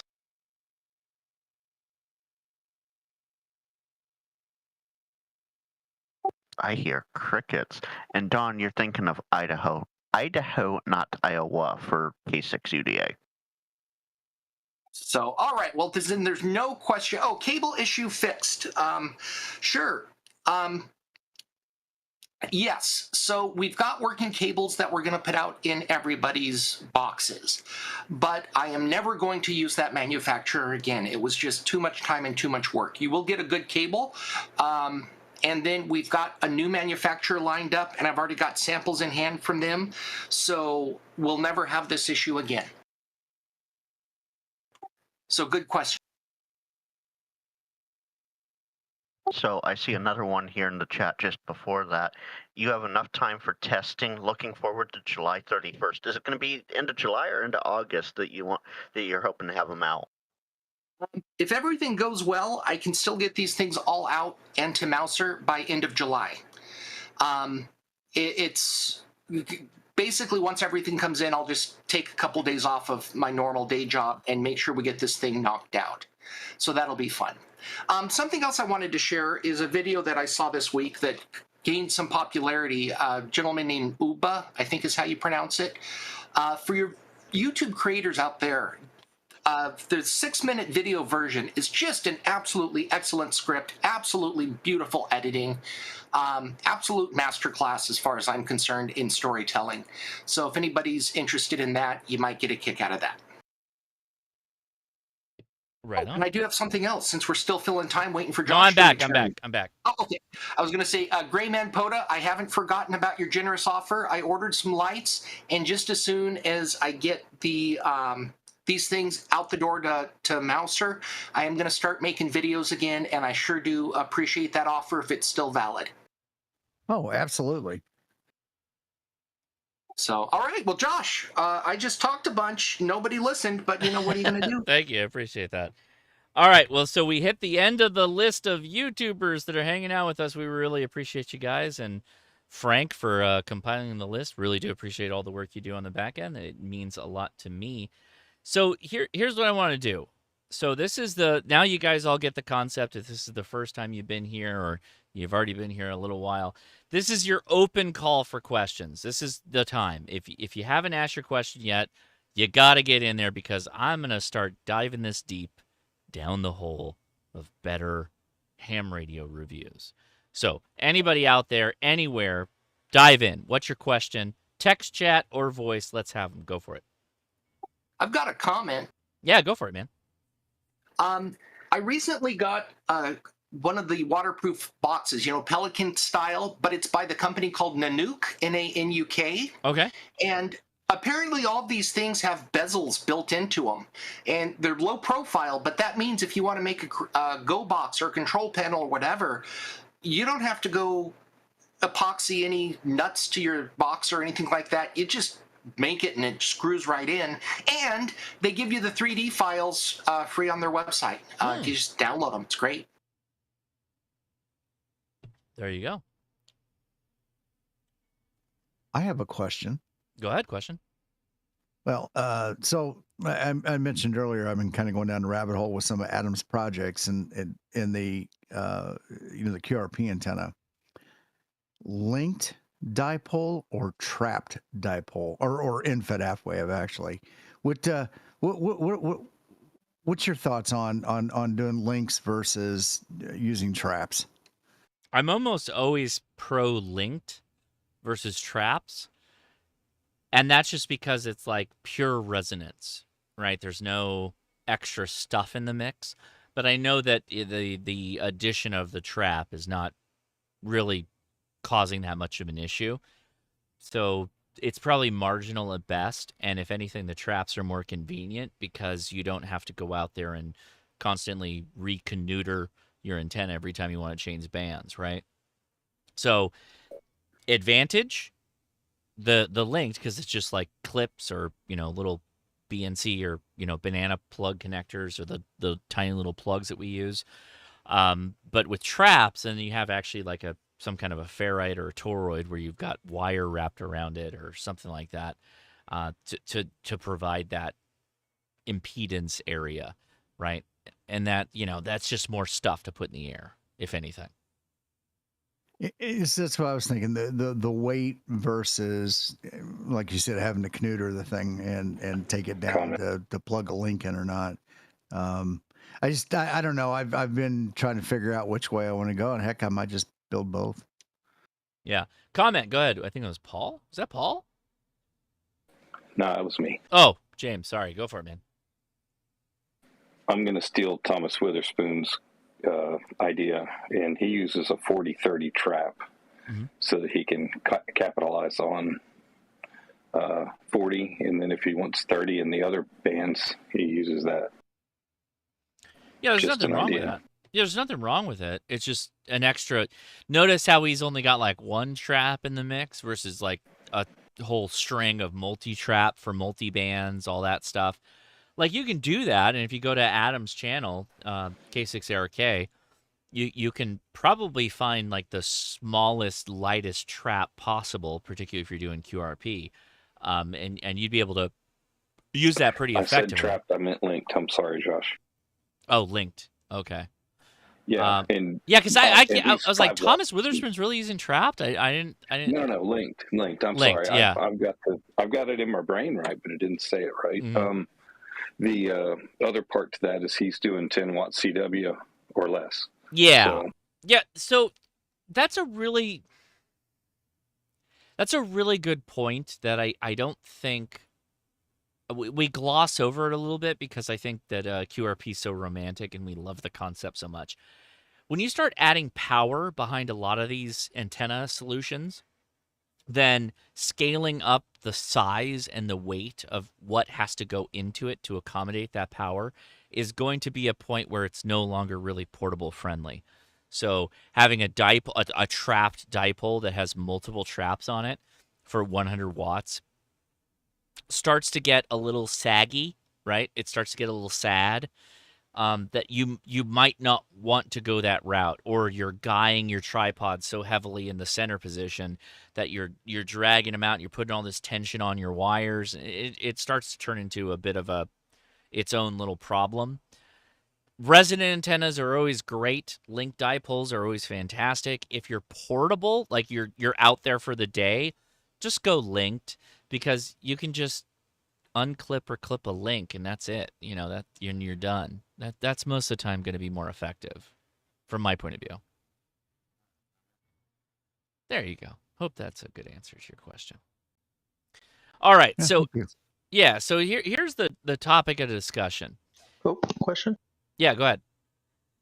So I'm planning on trying to get tech tested out here this week, and hopefully maybe try and get general. My wife and I, we've kind of made an agreement. We're just going to get the test over with and work through it. My goal is to kind of get an extended past UHF, VHF reliable mobile to base communications. Mm-hmm.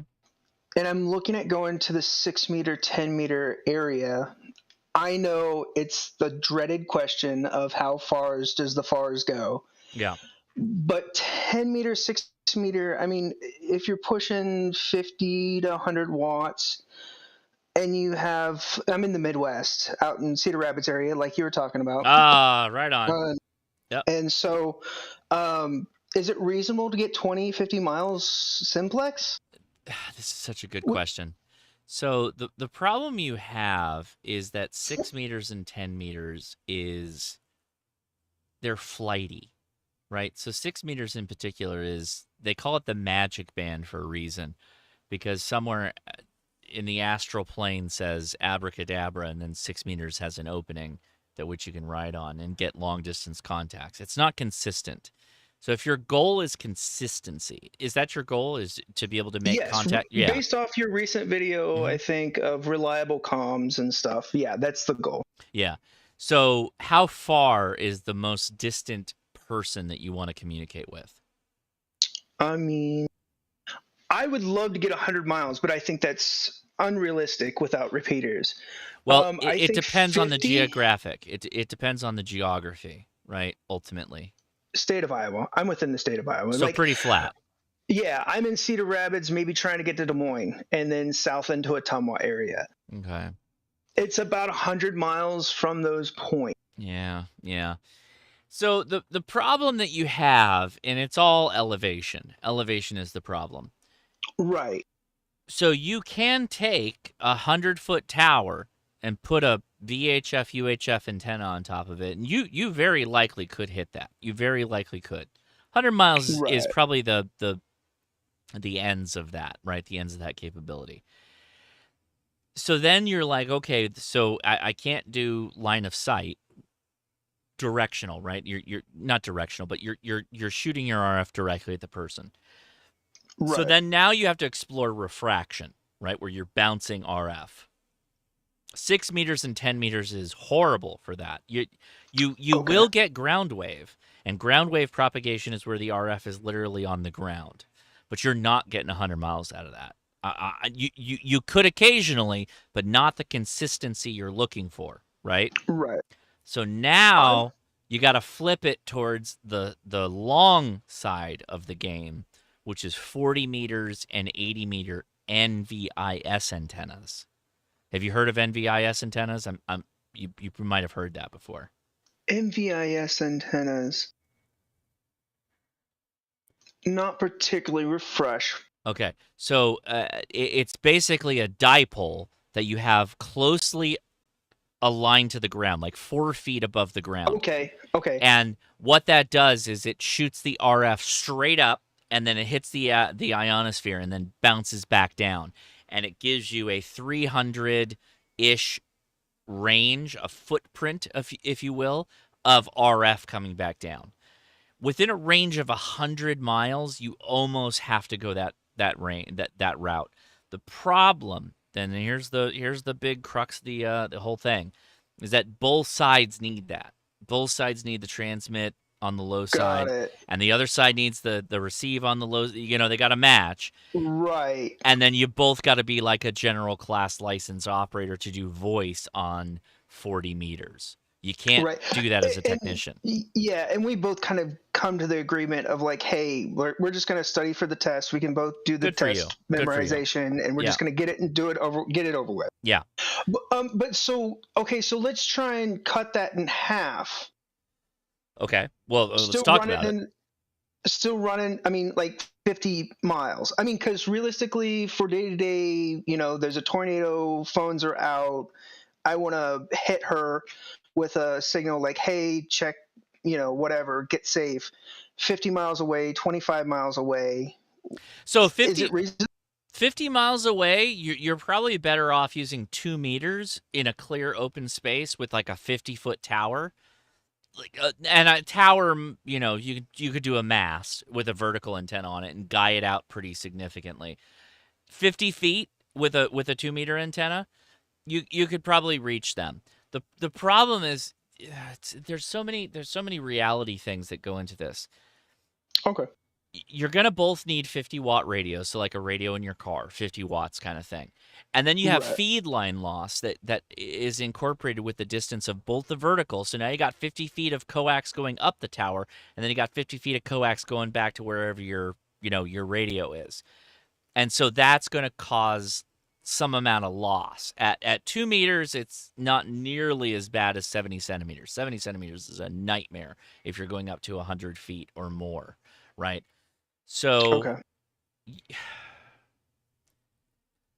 always the right answer is get something up, get something going, and then start building upon that as you start to figure out how you can get it higher or get more power behind it.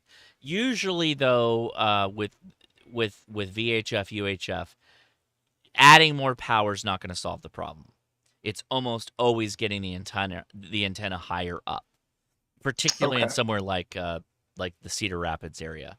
You just need to get above the geography. If you can get the antenna up, then the sky literally becomes the limit, because that's what you're firing RF on to everything. Are you rural, urban, or suburban? I'm suburban. 50 feet's not that bad. You should. Yeah, that won't be too bad then. It sounds like I need to do homework, Josh. What's the links? A few live streams ago, you had a website that showed geographical line of sight. So that was, oh gosh, 18 miles is the horizon at sea level. No, it's the vocap. He was talking about the vocap, I think. Oh, the vocap. So vocap. Can you throw that a link in the Discord? Absolutely. And I need to start doing homework, and that sounds like that'll help me figure out some stuff. So the problem with vocap is you really got to tune it to exactly what you want to do, the frequencies you want to operate on, right? That's a very important factor of vocap. So let's just dial in a little bit here. So we're gonna bring point B over here. So I don't know if it has the granularity of 100 miles, but let's get in here to Iowa. Where are you at? I lost you. The reason that I asked the question that I did is we have just driven through Iowa at spring break, and I was in Madison County, no kidding, looking at the bridges. Yeah. And driving from John Wayne's birthplace back to the interstate, we took the long way, but there's a huge valley, and there's high spots and low spots, and those are all things that you're going to look at on the Josh's setup. And but it's just one of those things. You don't think of the big valleys as being there, but you do actually have more terrain than you are aware of. So 50 feet may or may not get it, depending on where you're at. But trust me, you've hit the right spot to ask the question. Yeah, so this is a really interesting plot. So I just used Des Moines. I don't even know how far Des Moines is from Cedar Rapids. How far is that? It's about an hour and a half. How many miles though? It's about 80, 90 miles. Okay, actually, that's pretty accurate then. So, yeah, and kind of that's why I've proposed the question I have, because that's kind of where it's at. Yeah, so straight up, like if you look at the legend here, 10 meters is on the floor. Consistency-wise, not going to work. All the bands that have consistency are the low meter bands, and I'm assuming it's like an NVIS type situation. So it's 80 meters, 60 meters, and 40 meters. Those are the bands. Those are the ones. All those plot line charts on the top are saying the ones that have a higher level of consistency. And it's generally going to be in the evening. That's what they're saying right there. And you can see like 80 meters is pretty good actually. 80 meters is a big ass antenna, by the way. It's a big antenna.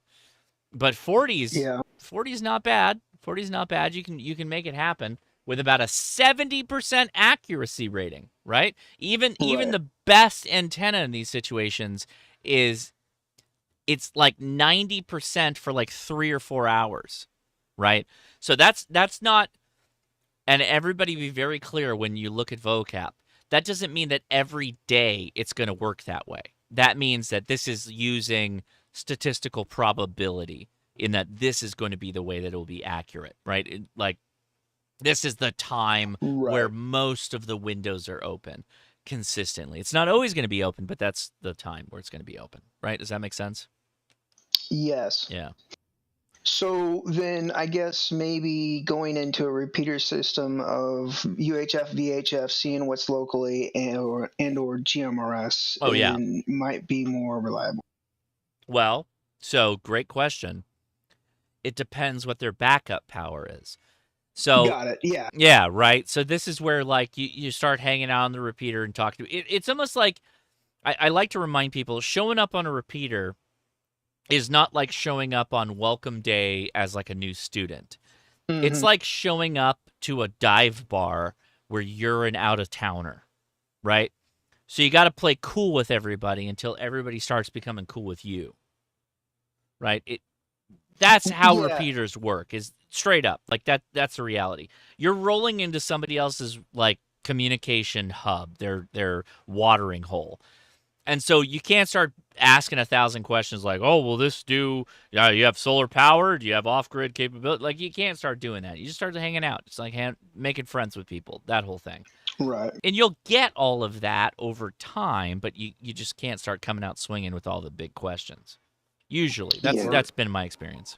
You can Iowa has a suggestion. Grab the call sign of the repeater, and they probably have the info posted on a website somewhere. Yeah, that's true, too. Like either a club that maintains it will probably, have info on it. Club. Yeah, so we just moved up here in June, and there is a meeting in Washington. I plan on going on Thursday. I got to look at the Iowa City stuff, but yeah, I'm trying to get connected into those clubs and kind of get the 411 of what's going on. Right on. That's a really good question. And I get a lot of questions like that, to be honest with you. I get a ton of questions in my email all the time asking, like, I need to talk 100 to 300 miles. And it's like, oh, buddy, we got to hit the trail on this one. And I've been messing around with GMRS down in Miami on the repeater system down there, and I've got the family license, and we've been messing around with that. Yeah. So I kind of understand my ranges and how we're working on reliability with UHF, VHF frequencies, and I thought maybe if we went to the license whole thing, we might be able to expand capabilities with being able to deal with it in-house, because I didn't know what was here, and I haven't been able to figure out what it is. Right. But it sounds like I just need to connect into the community. I think you need to I think you need to serve yourself in the sense of getting your general license. As many people as you can, a part of your group, get general licenses, and then start to involve yourself in the community. That is the right way to do it. And there's no fast track to it. It's just do the work, get it done, and then you will reap the rewards from it. Yeah. Yep. Well, thank you. Appreciate your time. Yeah. No, that's a good question. Really do appreciate it. Thank you.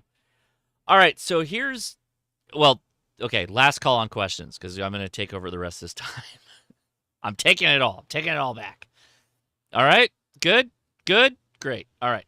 So here's the big talk, right? So we make amateur radio review videos, right? Obviously, a lot of people out here. And my curiosity is, are we doing a good job?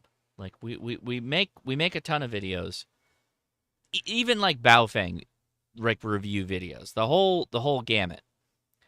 What is it that is either a good review or a review that could be too long-winded? Is there something we got to cut out of it?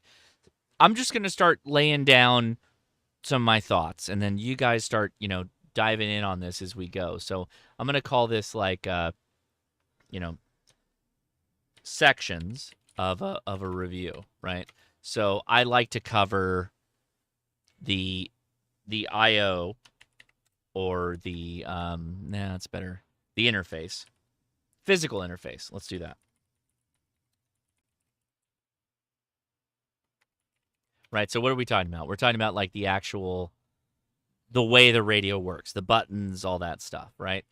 And then go through maybe like the menu system, and we'll do a power test, spurious emissions test,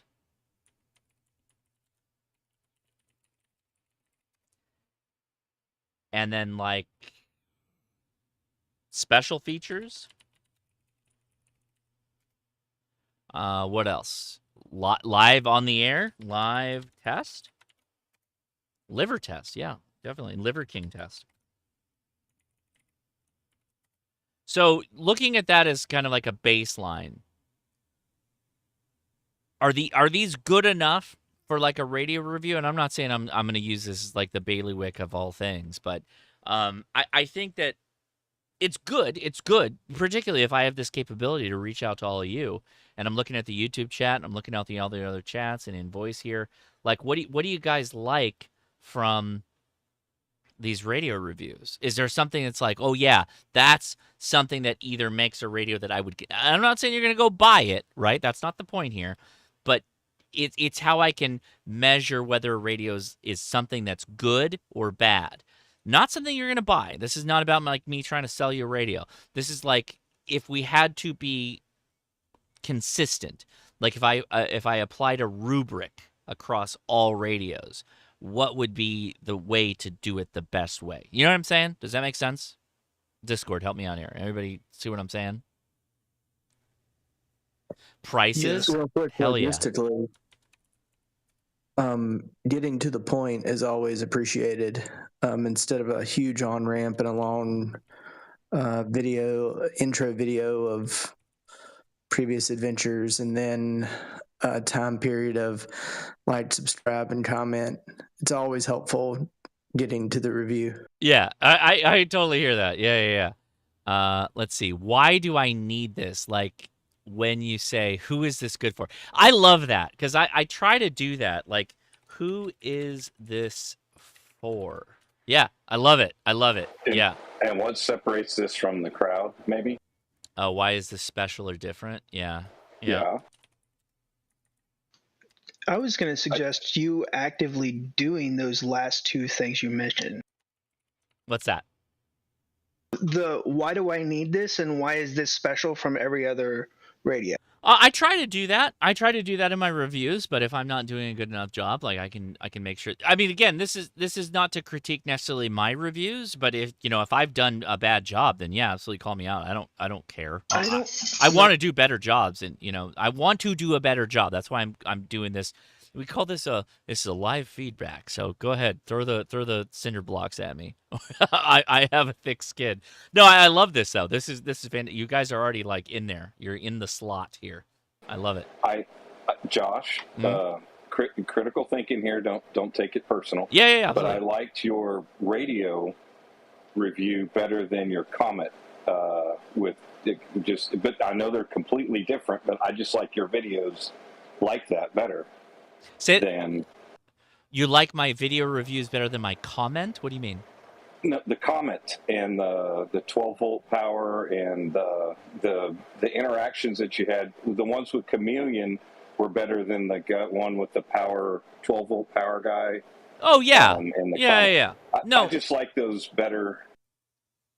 But that's subjective. There's no objectivity there at all. So you're saying you didn't as much like the 12-volt power videos, is what you're saying? And I enjoyed them. I like the radio better. No. So honestly, this is you can hit me. It's fine. So yeah, I get it. Like okay, I totally get it. It is difficult, and that's why when I do videos like that, the views are less, and you're not a minority. Like they just have less views. When I go to a ham fest, for instance, you know that when I go to a ham fest that I pay to fly out to, I get less views going to the ham fest if I just posted a video review. I could review a Baofeng and probably get more views on my YouTube during that weekend and just stay home than go out there, right? That's the reality of it, right? That's the reality of YouTube. I get it. Yeah, right? Totally. But we do that because I have a lot of fun. I have a lot of fun going to those ham fests, and I'm not gonna stop doing that. And I'm still gonna go talk to the brands and all that stuff. And yeah, sure, I've been making YouTube videos for over a decade now. So when I put a camera in somebody's face, they're not gonna be the same. We're not gonna be vibing the same, if you will, right? That's the reality of it.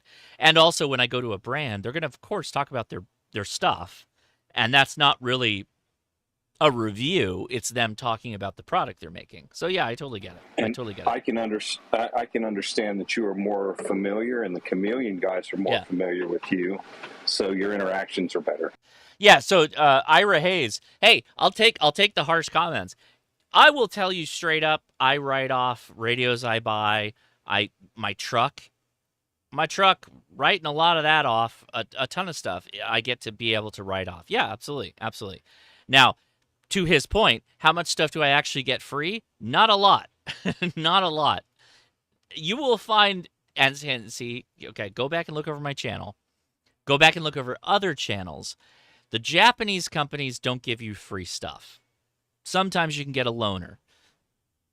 But the free companies are the Chinese companies. So look at the channels that are doing a ton of videos of Chinese radios. They're getting it for free. And I don't do a lot of Chinese radio videos unless I think it's interesting. That's what I do. Go ahead. TalkPod. That TalkPod. TalkPod. They will give you a radio for free. They reached out to me. I've reviewed 2 of their radios, and yeah, otherwise everything I review, as you said, with very few exceptions, I pay for myself.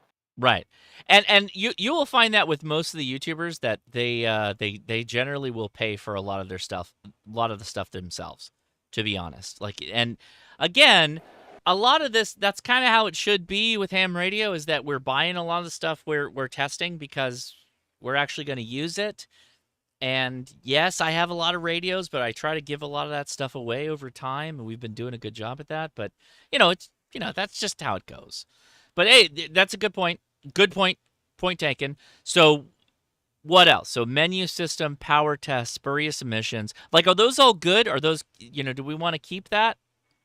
Are those all value added things you guys care about? You got to twist the knob. You got to test it out. What about time? Time in the saddle, using the radio. Do you want a 6-month-long test? I know that. I just know the answer to this question. Of course, the answer is going to be yes. But how much? What is the minimum's the wrong answer. But if we had a list of things, right? Good test points, because a lot of this, I'll tell you where I'm going with this. So who is it for? Why is it special or different? That's subjective. That's me telling you. But everything above that, you can't really fake that, right? That's the kind of the point. So I like to have real test points in my videos where I say hey, this is what we're doing. We're going to do a test of this. We're going to do a test of this. Test.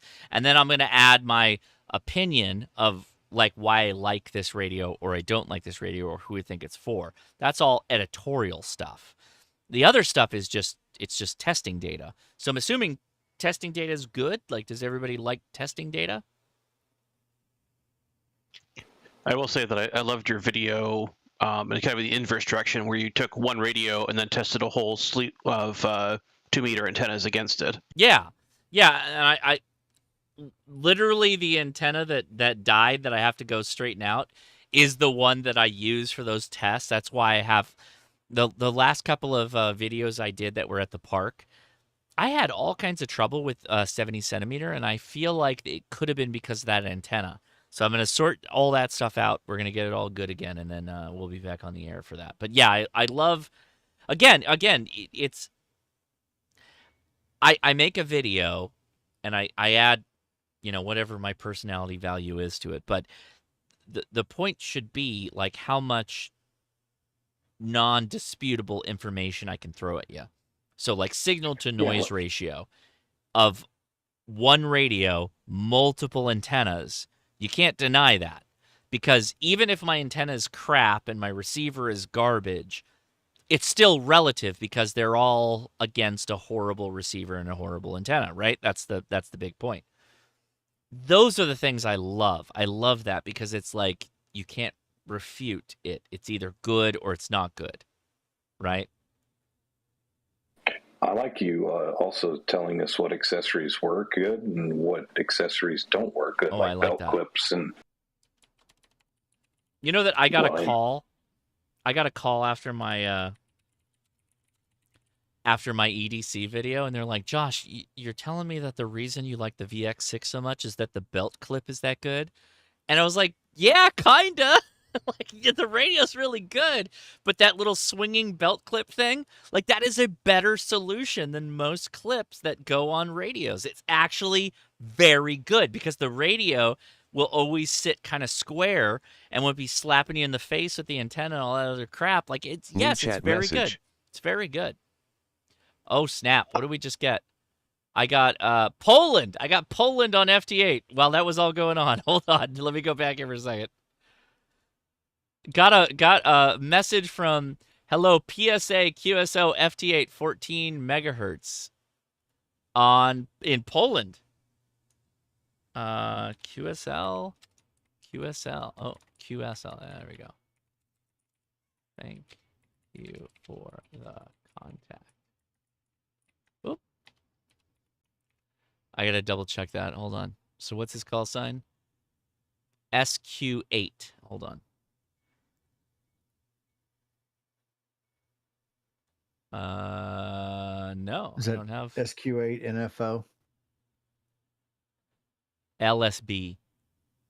Oh, no, I don't have a NFO spotted you on Hamler, or I got it through Hamler a few minutes ago. I don't see you on FT8. All right, we'll keep going there. All right. Is what, like, does it make sense what I'm talking about? What can we do? That is one of the most important tests that you do, kind of the hard numbers, is the spurious emissions. I think that's super helpful in general. Mm-hmm. Maybe what are unique features of a particular radio? Everybody would probably, or a lot of people say, this is how you use the menu. But the spurious emissions is helpful. And then when I buy a new piece of gear, I think, what's the mission of this radio? Like, why am I purchasing it? And I guess that's along the same lines of, who is it for? Yeah, a little bit, but I see where you're going. I disagree with the who is it for and why is it special as an opinion or editorial. If a radio has APRS but doesn't do FT8, then it's not an opinion of who it's for. You can't do FT8. Does that make sense? Sure. I think where they're so how do I put this? There are many times where you watch a video where I will say emphatically, I would buy this, like the GVC. A GVC handheld, I would buy that radio. At $180, I would buy that radio. Straight up, there's my editorial comment. After all of the segments of that video that I put together. But there are tons of radios that I wouldn't buy personally, but I think that they would be for someone else. So that's like, who is this for from earlier? I try to say that, like, it's not for me, but like this is like an Anytone. For example, this is a perfect example. New chat message. The Anytone 878 is a very good DMR radio. I'm not a DMR guy, but when you stack up the features and you look at it, you're like, oh man, your dollars, your spending money goes pretty far as capability goes for that radio, and they're really good. That would be what I would say on like a video, if that makes sense. Does that make sense? Yeah, I understand. I guess I completely misinterpreted your statement, and I hear that I would buy this video as you were saying this is a good valued radio. The value is in the radio. It's not overpriced. It's not overpriced. You're not going to get bad components, or what you're getting is what you're paying for. See, that's a really tricky question to answer, and let's engage on this a little bit because I think it's really important. Is that value is totally subjective, because I went and bought a D75. That's a $700 radio. That's completely ludicrous to a lot of people, right? Totally ludicrous. So value is going to be up to you, and I think that's where like I say the price and like who I think it's for and what the feature set is, and then testing. Because if it fails the spurious emissions test, I think there's still a lot of people who buy the radios, like the Quanchengs. We got a comment earlier on the Quanchengs. Quancheng radio is really cool, super cool. There's so many people that are making videos New on chat Quancheng, message. but they're like dirty. You know what I mean? They're like a dirty, spectrally not clean radio, but people gravitate towards them because their capabilities outshine the negative, and the negative is like one of the worst negatives. That's why I haven't made a review of it, because it has a ton of spurious emissions. Every one I've touched, I test it, and it's like, oh no, this is not worth my time. So if I give voice to it, people go buy it, and yeah, I get an Amazon affiliate, sale or whatever, but what have I really done? I just created a situation where somebody has a radio that's creating spurious emissions on other bands, which is not what we want as amateur radio operators, from my point of view, my opinion. Yeah, I see where you're coming from. Yeah, it's tough. It's tough. I stay awake thinking about this crap, like a lot of the night. Not every night, but when I was getting started in my YouTube, like when my channel started getting more popular, I spent a lot of time talking about this stuff with my wife, and she's like, I don't understand half of what you're telling me. And this is back before she got licensed as a technician. And yeah, dude, this is tough, because do you know how many Quancheng videos I could have cranked out, like modifying it to do a different band and putting all the different firmware on there? And I have one, and it's cool, and I play around with it, but it's like, is that what we should be doing? I don't know. Like, I don't know. Okay. I don't know. So along the Quancheng line, then, what about Hayden and all his videos on it? Or did he get lucky? Is he one of those that he got lucky with the one he got? I don't know, but the one I have I have two. I have an older one and a newer one, different models, and both of them are not good. And so I will never throw another ham under the bus saying, "Oh, this is all a big trick." Of course not. Of course not. Particularly Hayden. I love Hayden. Oh, don't get me wrong. Yeah, and I know you weren't saying that either, Frank. I know you weren't saying that. But do you watch the Nut and Fancy Project or Such? Either one? Both. I grew up watching. I will tell you, I've been watching Nut and Fancy for, like, I swear, over 10 years. I've been seeing Nut and Fancy. Same here. Well, they have a philosophy, both of them. And Such, both of them. Yeah. Such won't review a gun he doesn't like. He won't even put it on the stuff. So if you don't like something, like you've said before, if it's out of band and it doesn't work, I've got to tell you it's out of band, and quite frankly, I don't want the headache or the hassle. So there's an interesting.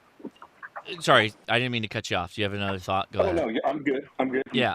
So there's an interesting cross section here of I've seen a lot of comments. Actually, Mike, I'm so sorry that Mike actually had to dip out on this, but Mike has actually, was it Mike or was it another ham? It could be another ham because I don't think Mike holds back. Mike's never hold back from my point of view. But there are hams who are YouTube, they make YouTube videos. And they got a radio that they alluded to, I got a radio, I didn't really like it, and so I'm not going to make a video on it. And a lot of people, like, hit them pretty hard on, like, Twitter and some other places saying, no, you got to tell the community. If you get sent a radio that's bad and you say nothing, then you're almost... like, what's the best way to say this? You're complicit in other people picking up that radio potentially because you had the platform to talk about that radio and you didn't say anything, right? And so that's what I feel about those Quanchangs sometimes. It's like, should I make a video? Like, yes, this is like the coolest thing. One of the coolest thing that's come out in amateur radio in a while, but every one that I bought, and these were not sent to me, I bought them, and they were all spurious emissions generator nightmare radios. It's, not as bad as talk pods, not as bad. But, like, what do you do in that case, right? I have to go with guys like Don and just stick with the stuff that I know I can get to work. I'm not going to have to fiddle with it. And it'll get me on the air, and it's consistent, and it's good stuff. It's not hot garbage.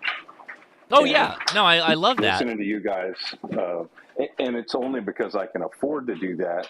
And I've really only been in the hobby 3 years, but you can tell the difference real quick between not so good and really good. Sure, yeah. But interesting point there is that there's a ton of people like myself that's all we do is fiddle. All we do is F around with stuff. That's the point. So DMR is not your thing for the same reason it's not mine. I want to pick up the radio and play. So well, no, but that's so oddly enough, that's not totally true, right? Because I like Yaesu System Fusion and I like D-Star, and there's a considerable amount of fiddling that goes into all that, right? Particularly for D-Star, like reflectors. I'm going to connect to this one. I'm going to disconnect from this one and all that stuff. Or Yaesu System Fusion and setting up like a host or like a laptop that's running Wires X. Like I've been all down that rabbit hole, and it's fun. And it's like, it's almost, it's that like challenge of, I use the term sadomasochism. It's the techno nerd version of sadomasochism, where the pain of going through it is the reward when you finish it. And then you're like, and then I'm done with that. And then you put it on the shelf and you're like, ha ha ha, I conquered this demon, right? And that's like a lot of what I do on YouTube is just, how can I challenge myself to do something fun and interesting? Because I personally get a big charge out of a challenge like that. Right? That's kind of where I'm going with that. And other people don't feel that way, and I get that. I totally understand that. On what you were talking about a second ago, I'm glad you said that about the Oshang, because I think it was the UV9A80G or P that what we were talking about earlier. I was considering looking at getting one of those for the price point and the feature set, but now that you said what it does and the issues it brings, I'm rethinking that, right? Wait. Wushang? Those are pretty clean. Oh, You're I talking misunderstood about Quanchang. Oh, I misunderstood. Strike everything I just said. He's trying to say Yaesu and Icon, but it comes out with other things. I'm joking, of course. Absolutely.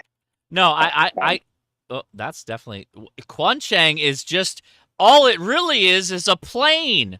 It's for woodworking this whole time. It's not actually a firmware modifiable radio. Why am I not spelling Quanchang radio correctly? Oh, I meant radio. Sure, there it is. These guys, So don't get me wrong. There's so many Chinese. Oh, they have an orange one now? Okay, I changed my whole thing. Dawn, there you go. Dawn, are we in now? Dawn, are you still here? Dawn, we're back in on the Quancheng boat. I really do like that orange color. God, I'm so predictable. You make a radio in orange, I'm all over it. Don's here, but he's muted. Yeah. So I to be really clear, I don't have a problem with Chinese radios. I have two fundamental issues with radios that come out of China, though, is that they are rife with BS in rebranding and remodeling the same radio. Like, just look at this.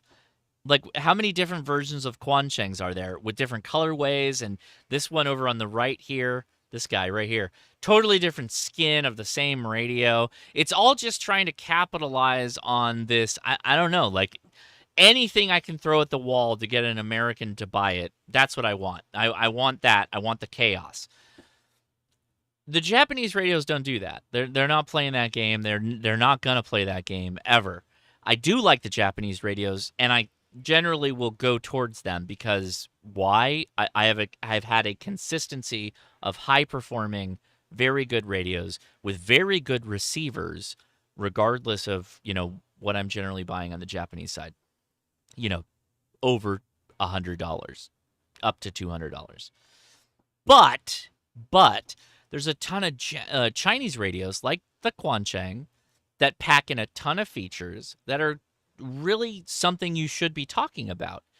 The problem is that my Quancheng, it's literally this guy, the UVK6. It's like $31 on Amazon, which is an amazing platform. It's very inexpensive.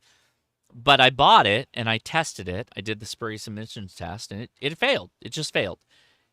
And so I'm just a random Amazon person. Like, Amazon doesn't know who I am. They're not going to send me a gigged out radio that works well. And so I tested it and it failed. So what do I do at that point? Do I make a video on it? Like, tell me. Like, I'm asking. That's a real question. Because this radio is revolutionary in that the firmware is cracked. And people are doing amazing things with it. So should I make a video on the Quancheng or should I not? Yes. I think you have a large audience of new folks, and sharing that information for people who don't have Tiny SA or don't have the knowledge on how to run those tests. Do you put attenuation on your Tiny SA every time? I mean, I think you can invite people to be aware of the information and then make their own decisions about whether they want to purchase it or not. But I think it's a benefit, especially if you share that charitably as opposed to, just run it down. Yeah. So what I would do, if I may. Yeah, go ahead. I love it, Frank. Go for it. What I would do is, my brain is failing me already.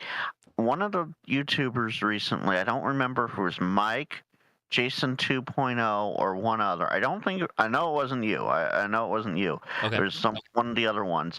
They went on Amazon with a different account and bought a random one of the fangs or whatever, and probably Mike did a test. Probably Mike. Mike or Jason seems to stick in my head. So, went on Amazon, purchased it from a separate account, got it, and it failed compared to the clean one they were sent. Oh, then I don't know that was Mike. So Mike and I have been on team $18 Baofeng for a long time because we bought them many times. And we have gotten consistently good ones, and a lot of people have bought them, and they've been consistently good. So I don't know who that is. Could you look that up and actually tell me? Like, is there a video? Yeah, I'll see if I can find. I'll see if I can remember and find it here. Yeah, that would be really helpful. So yeah, that concerns the crap out of me. So that's a big problem. Is that all these companies? Okay, so let's assume that's true, right? Let's assume that is true. That YouTubers are getting sent radios, and I'm just using the Quancheng as an example because it's open right now. If we're getting sent radios that are gigged from the factory to pass, and then the ones that are available when you just buy them fail, that's a problem. That's a big problem. That's a huge problem. Fundamental, like everything, like question everything that you stand upon, like problem, right? Because I don't know what to do with that, right? Hey, Josh. Yeah. I think Ape calls it out all the time. And I think I saw Ape do it. I think Chuck, KK6USY did. Yeah. With the TID radios. So yes. You sent me a couple. And I'll tell you right now, first of all, the latest TID is the radio I use the most right around the house. I may take one of my Japanese radios with me when I go out. When you want to be fancy. Well, yeah, or when I want those features. Right, but the radio I use around here all the time right now on All-Star is the latest TID radio. Well, TID would send a radio. They would send you an Amazon radio. Yep. From Amazon to you, and then it would be dirty.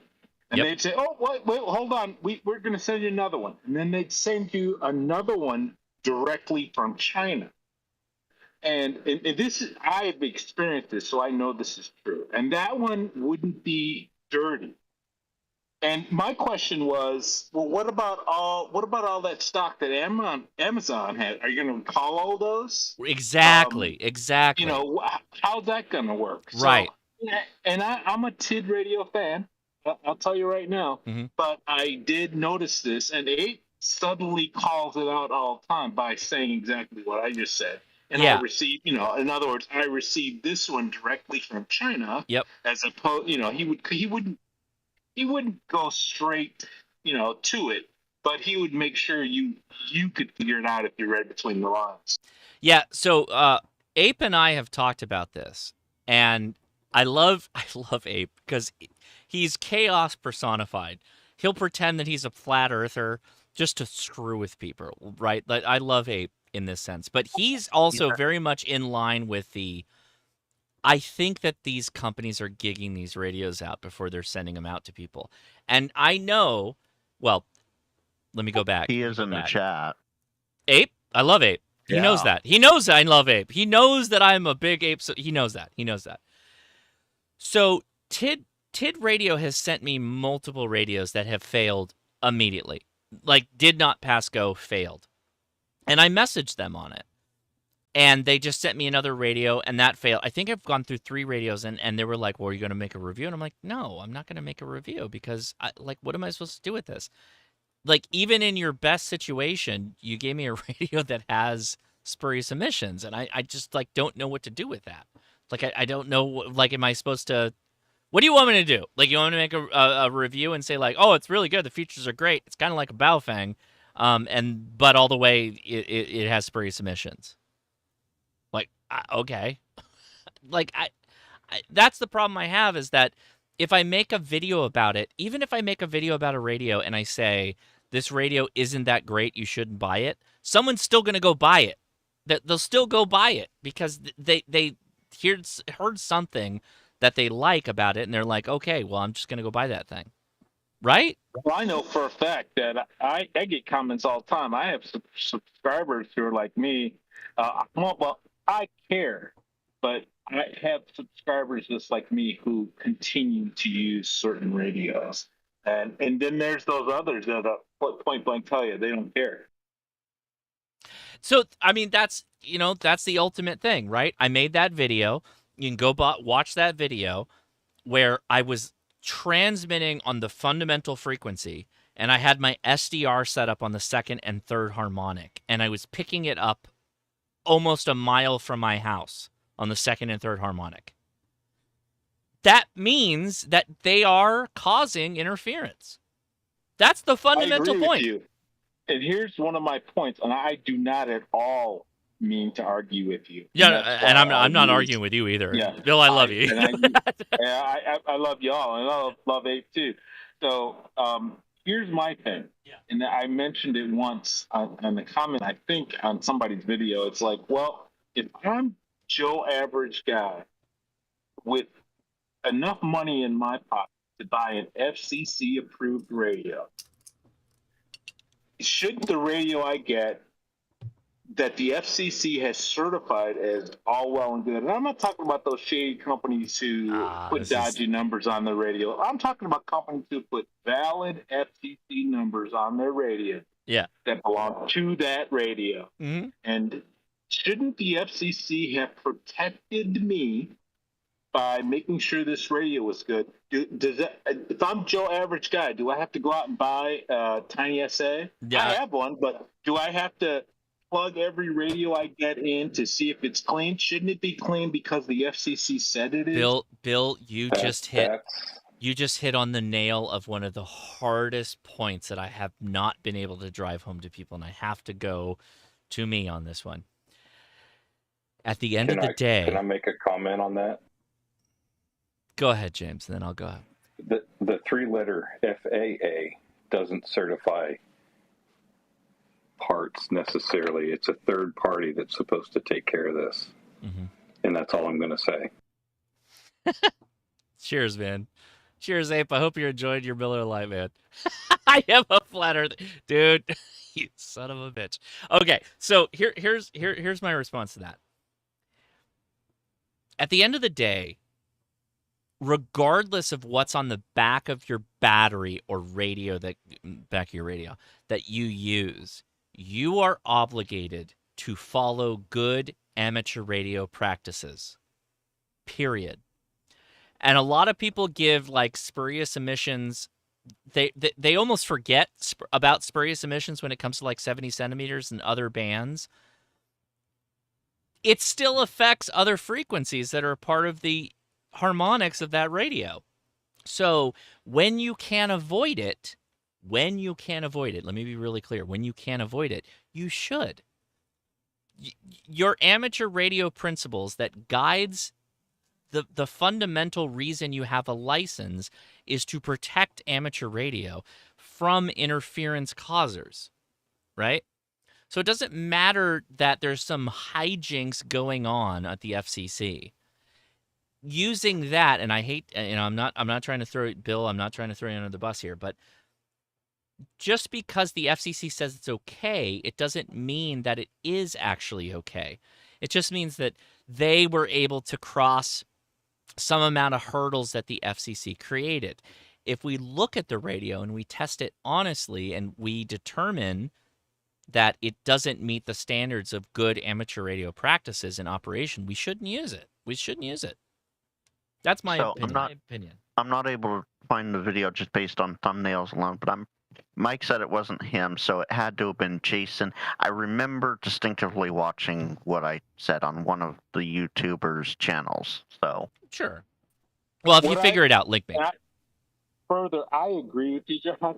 It gets deep here, but because I trust Ape and I trust everyone else who reviewed it, I will not use the talk pipe.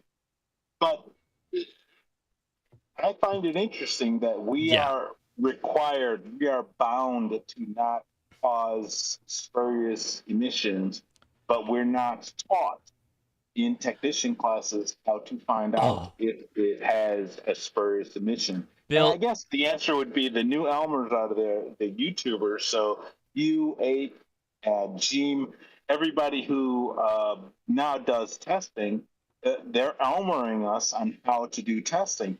But how about this? No one ever told me that. It's not in the manual. How do I? It says you can't do it, but it doesn't tell. It does.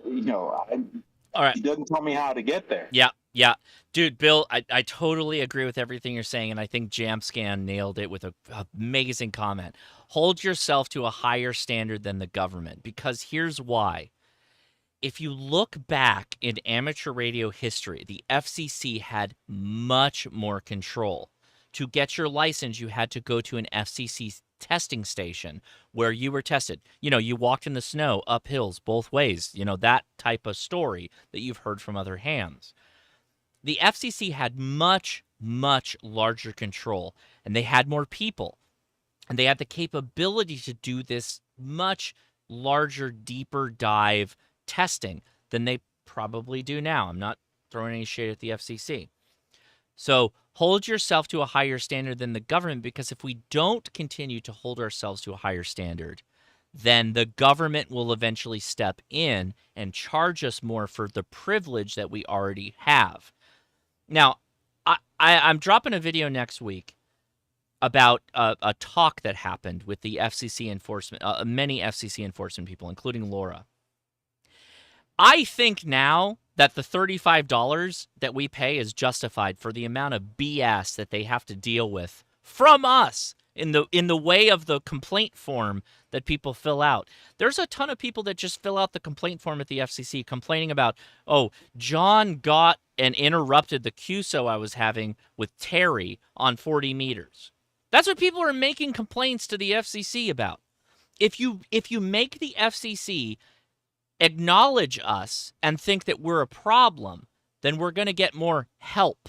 And help from the government is never a good idea, right? We want to continue to hold ourselves to a higher standard and use radios that don't cause spurious emissions so that we don't need extra help from the government, right? That's the only way we keep this train a-going in the way that we've been doing it. And it scares me because I'm honestly worried about some of these radios that are sent to some of the YouTubers, and we give them a clean bill of health, but they're gigged out of the factory, and you're like, oh crap, I just got lied to. So now they're like, oh yeah, I'm going to send you your radio. And it's like, oh, what's the radio? Now I got to go buy that damn radio off of, Amazon on a totally vanilla account that they don't know who I am. Like, that's a level of paranoia that I didn't expect to have. But, I know that Ape lives in that world of paranoia all the time. But you know what I'm saying, right? That you just read, Josh. Thanks for that. And Jamscan, you hit the nail on the head, man. And, Totally. Hold yourself, because in aviation, the joking comment is, "Here, I'm here from the FAA, and I'm here to help." Right. And we definitely don't want any more help from those that can jam you up with a violation of some sort. No, the other saying is I'm not happy until you're not happy in the FAA. Right. That's so the one I was trying to recall. I'm sorry. Exactly. Why are we talking about the FAA? Why are we talking about the FAA? Because they're both federal right, but agencies that are basically there to regulate, but not there to actually get in your business. But I don't even want to start talking. I don't even want to start talking about drones because I'm very upset about drones right now. But Josh, I have a question to bring us back around to the FCC for a second. Okay. Based on what you just said with the complaints, without giving too much away, is that why a lot of the legitimate complaints go unheeded by the FCC? Okay, I'm gonna pull up this video. You guys can all watch this. I don't care if you literally. I'm still gonna be dropping the video, right? So hold on. Let me find the video. It's gonna take me a second. I was just curious because it's a good question. So there's a couple complaints that myself and others have filed about some serious issues, and I'm sitting here based on what you just said of, oh well, they're not paying attention to those because they're getting all these other ones. So hold on, let me see if did I get it right? Oh, I got it. It was 2-1. Yeah. Okay. So here it is. I'm gonna drop the link. This is an insanely important video that happened in a Chinese banquet house somewhere in the Northeast. Okay. I'm gonna drop the link to this. This is a 2-hour-long video. Okay. I'm telling you, this is one of the most important videos that has dropped in a while in amateur radio, right? So let me explain what's going on here to the best of my ability, and I go in greater detail in this video. But everybody from the man that's talking, and just next to him off his left-hand shoulder is Al, and then everybody to the right of him, they're all FCC. Al is a field correspondent person. He's the person that puts the literally the listening stations down, and they're all remote. They can cell phone into them to be able to do the enforcement the research, right, for building a case that they do. Next to him is Laura. Laura is the person that handles all the complaints to the FCC for the United States amateur radio, right? That's Laura. Very important. And then next to Laura is Riley Hollinsworth. This is like just a lunch that happened, right? A banquet that happened. And then to the other side, those are people that work at the ARRL. The guy on the far right, as you're looking at it, is the lawyer for the ARRL. This is a hugely important video, and it's like 2 hours of them just dropping all this knowledge bombs on how they do enforcement and what's changed. There's so many things that have changed, and they're enforcing GMRS linking of repeaters. There's all kinds of things that are going on, and this dropped from a YouTube channel that hasn't posted videos in a couple of years, and he just came back with a hot banger. And it's only got like 2,000 views on it. It is crazy. It like, please go watch this. You should be watching this video.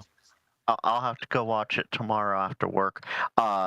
I ask because, funny you mentioned Laura.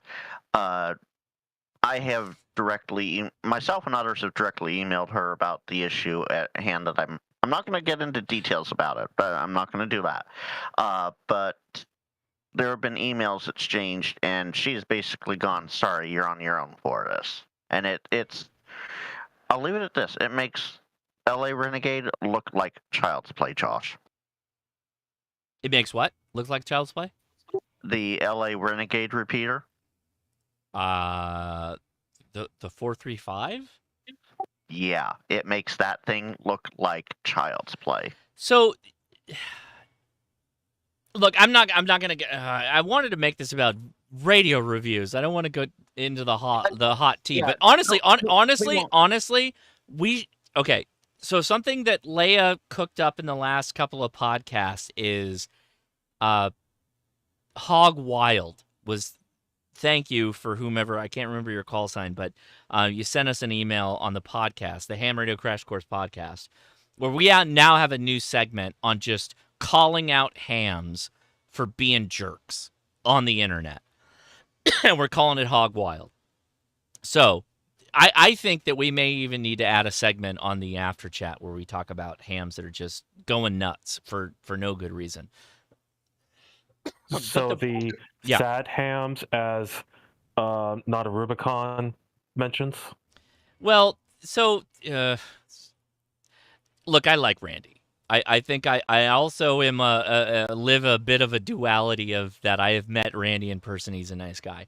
I think that we're at the point where we have reached saturation on the term of sad hams to the point that it almost means anyone you disagree with at this point that is a part of the amateur radio community. Like it almost means nothing now. Anyone is a sad ham for merely like making an opinion about anything. So it's sadly, Randy's gotten so popular that that's where we're at with all that. But quick comment on the FCC thing. Mm-hmm. Another perspective we have to remember is that they do not have an unlimited kitty as much as we think they're the federal government. Right. And so they don't have enough hammers to whack all the moles in the whack-a-mole game. So if there's companies putting out a radio, they may send in good copies, but who knows what's coming out of the factories. And they don't have the funds to track all this down and spend the time on that. So that's a really interesting point. So they walk down the priority of like complaints. So again, this link provides you so much information. So the priority order of like complaints to the FCC, one of the top priority complaints is FCC non-compliance. So if a radio comes out and passes the FCC compliance test, but is then brought to market and is a failure, they want to know about it. They want to know about it post haste, right? So in those cases, actually, they do get considerable amount of people looking at them. If again you do the complaint the right way, which unfortunately a lot of amateur radio people are not. Maybe that's a video for you to set up on how to properly do a complaint for things to actually get addressed. I'm considering it among many things because like I don't know what to do at this point because I feel like I don't know. I don't know what I'm feeling exactly. I feel like we're going the wrong direction in a lot of different ways. And I think that a lot of the YouTube community, which again, I appreciate all of you and I'm glad you're out there making content because again, I want to grow the community. I want there to be more amateur radio operators. I think that we're getting subtly manipulated and I don't like that. That bothers me. So, Josh, I apologize for the squirrel moment there, but with what you said about, you know, the Joe Schmo complaining about the James Bond on 40 meters interrupting the queue. So I had to ask my question. So I apologize for the massive squirrel there, but I think it was helpful too. Yeah, no, I mean, it's all good. It's all good. So, I mean, if you're looking at this and I know Ape's watching. Ape, by the way, again, Smoking Ape does really good videos. And if you watch his videos and the reviews he does, the consistency that he has in following a rubric of like what makes a good radio and not, like I think more YouTubers should follow that example. Right? And so this is you know, an attempt here to like let's draw a line of me personally, but if more people want to get on this bandwagon, I'm down. Right, that's kind of the point of this. Is so, I think this makes it look a little confusing, but the idea was that we want to.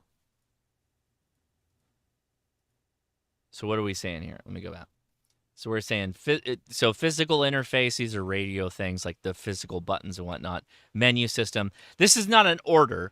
I'm not capitulating an order. If anything, I think the physical interface and menu system is kind of a little boring in some cases because we all know what they mean with Chinese radios. We kind of know what they're going to do. Power test, spurious emissions test, features, special features that bring them above the bar. Live testing with like literally talking to people for audio, like so you can hear both sides. Yeah, sure. Price, of course, a major value. Getting to the point. So again, this is a comment on we be talking a lot on YouTube and not getting to the point. I get it. Who is this for? To the best of our ability, because you know, again, I'm just me. So I can think about what this radio might be good for, like whom this radio might be good for that isn't for me, but you know, maybe it's for somebody else. Why is this special or different in the form of the radio? Like the VGC. I think the VGC is actually special and different. You know what? Smoking Ape also reviewed a version of the VGC from Radioddity. Turns out they're not supposed to be selling that radio. Smoking Ape, I can talk to you after about that, but that's a whole different thing. Accessories that work, like so if you know, again, things that you like, unique features of a radio, what makes them special, again, you know, special or different. And then what is the mission? How would you use them? A lot of those last ones are little flavors of the same thing. Are there more to add to this? Like, are we not missing the mark here? A few or several. Say that again, please. I think. So you asked, like, what's the right time length with the radio before you review it? Yeah. I think two weeks sounds like a reasonable thing to spend some time with it out in the field. You've got to kick it around enough. And that could be 2 weeks. That could be 2 months, depending on how that radio, how much stuff it's got available. You have to determine that, but you got to kick it around. I think 2 weeks is like the floor. I mean, to say, you know, I've spent some time with it. And then again, to your point about kind of nuancing the same thing, like, what does this add to the market? And then before I don't like to buy stuff just to buy stuff. So I think, like, how does this increase my station capabilities? And then I guess on the FCC comment, it's like, have you ever met somebody that has a problem for every solution? You know, in some ways, if you're always looking for the problem, like, let's just try and move forward. But back to your point on what are some things to look at? What does this add to my ability? I'm going to take a comment from Sufo here. It says, like, let's dumb it down. Yeah, I like it. Yeah. Well, I think something else to consider is the depreciation value of, I mean, if you look at depreciation of like, of an iPhone or whatever, it's like, okay, I have an iPhone 15 and then a few months later, the iPhone 16 is coming out, which is going to render the iPhone 15 pretty much worthless. And in the radio sense, it's like, oh, I got this, $200-$300 radio, but then it's pretty much going to be obsolete in in a year. And I'm not saying that it's not going to work, but I'm just saying it's like, there's going to be an even better radio than mine's, than this one. So it'd be something like there's no way for us to know that though, right? I don't know what the resale value is going to be on your radio.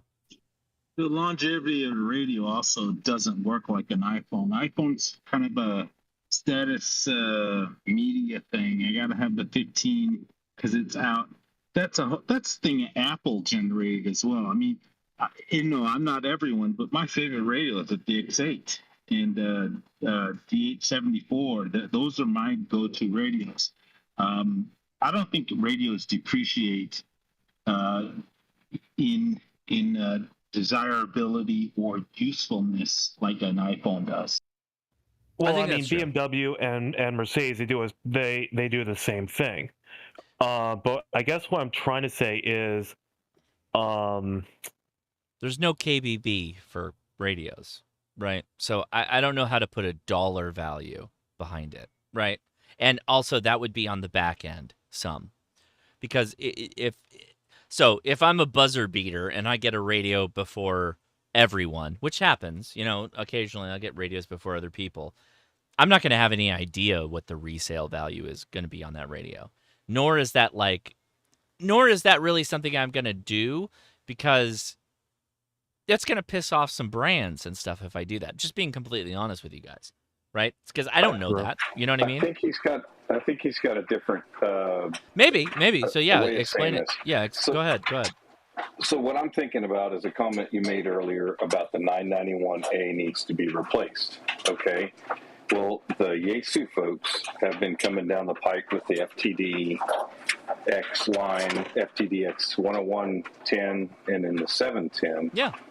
And they're probably thinking about putting a 991B in service with an SDR, because it's not technically an SDR radio in the wild. And they're trying to go, and that's speculatory, but you can look at their product line and see where they're going. No, I don't think that answers. I don't think that answers his question at all. He was talking about resale value. I don't know how to speculate on that. Yeah, nor am I going to look at it in aggregate and be like, oh, in 6 months this is going to be the radio to buy and hold. That's not really my channel. Speak to that. Right. No, you can't. I could, but I don't.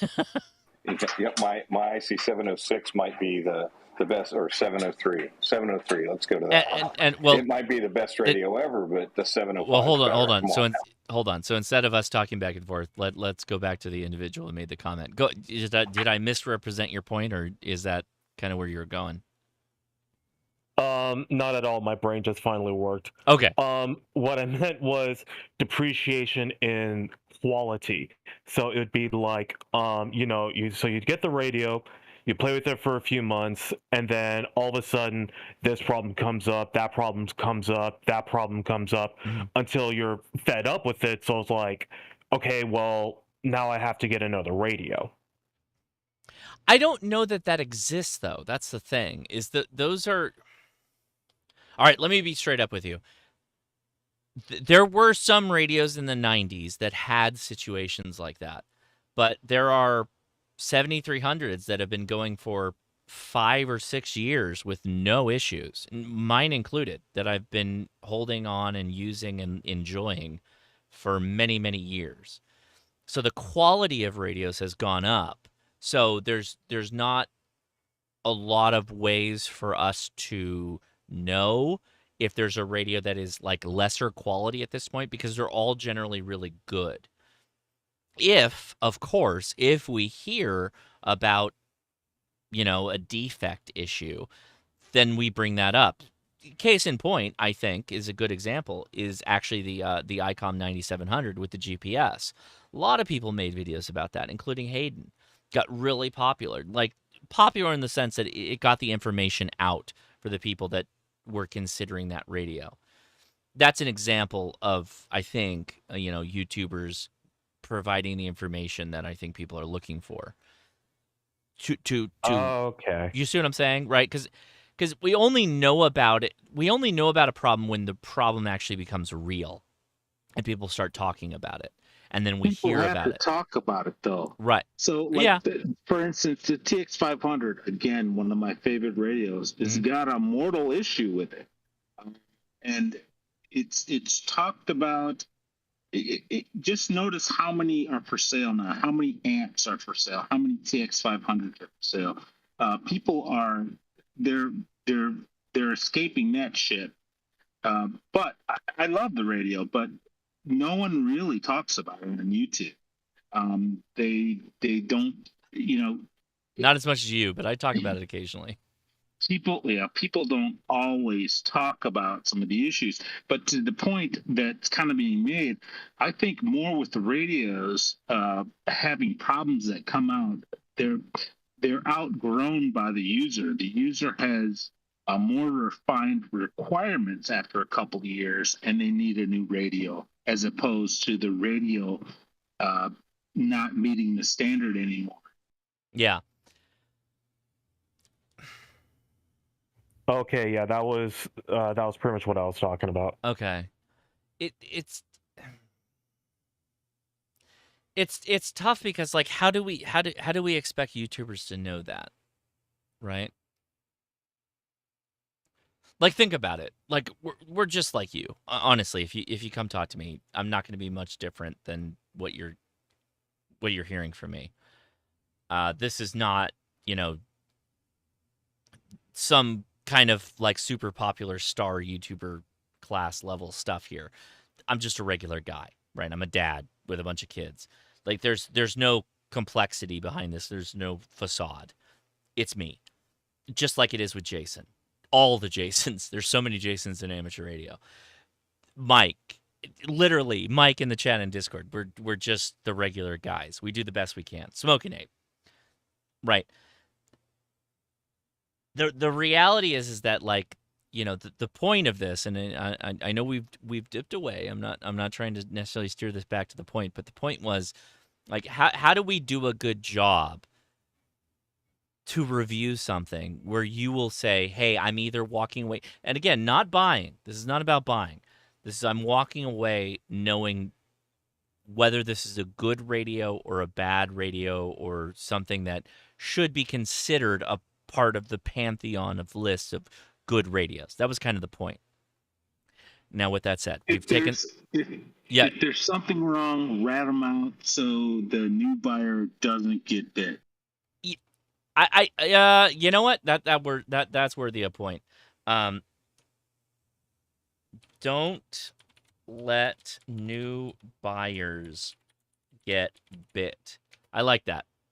And that was where I made the comment about your stamp of approval. I thought the value was there, is that I have your stamp of approval that, hey, I'm not going to get bit when I purchase this radio. Yeah, that was my interpretation of all of that. James, I got to tell you now how scary that is.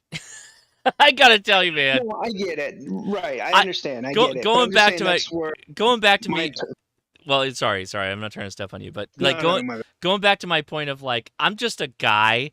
And we can go hang out and have beers and stuff like that. And then now I have the, like, the Josh seal of approval. Scares the crap out of me. You guys scare the crap out of me. But honestly, like, that's why I'm trying to do this, and why I think we need to do the best job we can. And I'm going to share this. I'm going to share this with, some of the other YouTubers if they're willing to listen, because I get it. I get it. Regardless of how I got here, I'm here. And I like doing what I'm doing, and I'm not really going to stop doing it. So, okay, how can we make sure that we're not going to, like, get in a situation where people that watch me and watch other YouTubers buy a bad radio, right? That's kind of my goal. I think we, honestly, I think we do a good job at that. I don't think we have a problem. I think that, like, most people that buy radios based off of YouTube recommendations are pretty good. I'm not worried about that necessarily. But I'd like to do better, always. And, like, let you know, this is me putting a bucket in the well and pulling up some water and being like, you know, are we still getting good stuff out of here? Or, you know, is this a problem? Really quick, I'll hit this comment from Sufo. I think new hams need to find their niche and push themselves. That's what I'm doing anyway. So I love that. And yes, I agree. I agree with that entirely. A little bit off topic, but I like the comment. So that's why I hit it. And honestly, just, you know, I mean, you do this already, but just make sure that you still keep yourself honest, because I don't have a radio and, you know, I'm still trying to figure the stuff all out. Mm-hmm. But, you know, the fact that, you know, you're not a salesman, you're a ham radio operator who is going to be honest with me. It's like, hey, you know, it's like, yeah, it's got this, and that. And it's like, oh, okay, cool. But then it's like, oh, well, it could do this and this, but I think it might be able to do this. It's like, are you really telling me the truth, Josh? Are you really telling me the truth? Well, so, okay, see, this is why you know, I'm just going to lay this out here. This is why the unbiased calculations in the form of tests, I think, are really important because, okay, guys, spoiler alert, I make money off of my YouTube channel. The reason why Chinese companies are sending free radios to YouTubers is because they're making money off their YouTube channels. They're capitulated to make videos and make content about this stuff. And if they get into a relationship with a company, they're likely, okay, let me take that back. Likely is the wrong word. But there is a human relationship that exists of we are doing some form of business in the sense that you sent me something for free and I'm going to do a review on it. And do I want to have that awkward human reaction of, oh, your radio's crap? Not fun. I've been on that situation. I know Mike has been on that situation. Lots of people have been on that situation where you got to go back to people and be like, hey, is this what you really wanted? Like, is this the thing you sent me? This is what you want me to talk about? Like, this doesn't work. You said this works. It doesn't work. Do you want me to make a video on this? I have been in those situations, right? And then you factor in that while I may not be getting money from this company, because largely a lot of us, we're not sponsored by like a company. That's not how this works, just straight up. But like we make money off of YouTube, and a lot of people want to maintain the relationships they have with these companies, that now you're in this situation of, oh, right? We're not all that close from a biasy, right? And you got to be really careful. You got to be really careful, I think. And that worries me. Again, that's what kind of this is about, right? That's why these tests are objective things are so important, right? That there's no ambiguity here. The test is the test. And it doesn't matter if they sent this radio to me for free, or maybe they, bought me a lobster dinner. I've not gotten a lobster dinner from any brand, but you see where I'm going with this? Does everybody see where I'm going with it? There was a little bit me of rambling a little bit. Do you see where I'm going? Please, somebody jump in there. I got you. But don't you have a sponsorship from Raid Shadow Legends? Yes. Oh yeah, dude. Oh yeah, that and World of Tanks. Everybody, hold on. World of Tanks coming to. No, I do not have. I do not have anything like that. But I thought it was full quiet. Full quiet. Oh, dude, I wish I had a full. I wish I had Full Quiet as a sponsor. Oh my gosh, why would I get a like super indie game developer being a sponsor? John Stone, well, thank you for the super chat. You helped me get my general and tech at the same time. Thanks for saving me another test fee. KK7 UIT. Well, congratulations, buddy. I appreciate that. I'm gonna get another beer. But does everybody hear what I'm saying? Because I kind of dropped a bomb on you. Does everybody get that? No, I got you. I'm listening. I'm gonna get another beer. Oh, while you're doing that, Simon, who's still in the chat, said last TID radio sent to him was burning his hand with a certain battery, and he told them, and they sent him another one with a new battery for review. So yeah, the burning TID radio saga continues. I much prefer the way the Japanese do it, where they're like, "Here's a good radio, and review it, and it's just a good radio, and then like you can review it." You know, there's kind of a dichotomy. Like, if you're gonna send someone a radio, you should, or if let's say someone sends Josh a radio, I assume automatically that they went through and tested it and made sure it was the very best radio they could produce. And if it still sucks, then there's a problem. Yeah, but yeah. So your point's great. But they've done that before. But what if they sent me, Eric? Great point. But what if they sent me a radio that is exactly, it's like a hand tooled perfect version, but then all the ones that and then all the ones that everybody buys off of the Amazon link is garbage. Yeah, like that scares the crap out of me. You kind of have to assume that they're going to send you the very best. So I think there's any time that they send you something for free and they don't have a reputation of like a reputation that ICOM or Yaesu has, it's almost to the point where I'd say if you didn't buy one on your own, I would not trust it. Because I mean, financially, it's within their best interest to make sure your radio is good, the one that they send you to review, and it would be foolish for them not to. Right. But the crazy thing is they send out bad ones to be reviewed. Well, that is crazy. That is crazy. Yeah. That is crazy. That is crazy. Sean had a good point here, and so it says you get paid, and you don't want to piss off the people that pay you. So let's bring it down a little level. Nobody's getting paid, but they get sent free radios, right?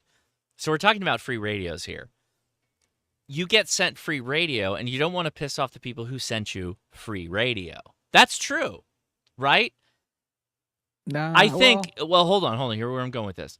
I think that generally human nature is, if someone's going to go through the process of sending you something for free, that you're going to do your best job to try and, again, not shine the best light on it, but to be, I don't know, like, show it for what it is. Like, go through all the whatever processes. And I'm rambling a little bit, but tell you when you're wrong. But here's the point. If you have no ambiguity because you have this set of things that takes away all of that and say, hey, look, I'm going to put you through the gauntlet. So here's another way to look at this.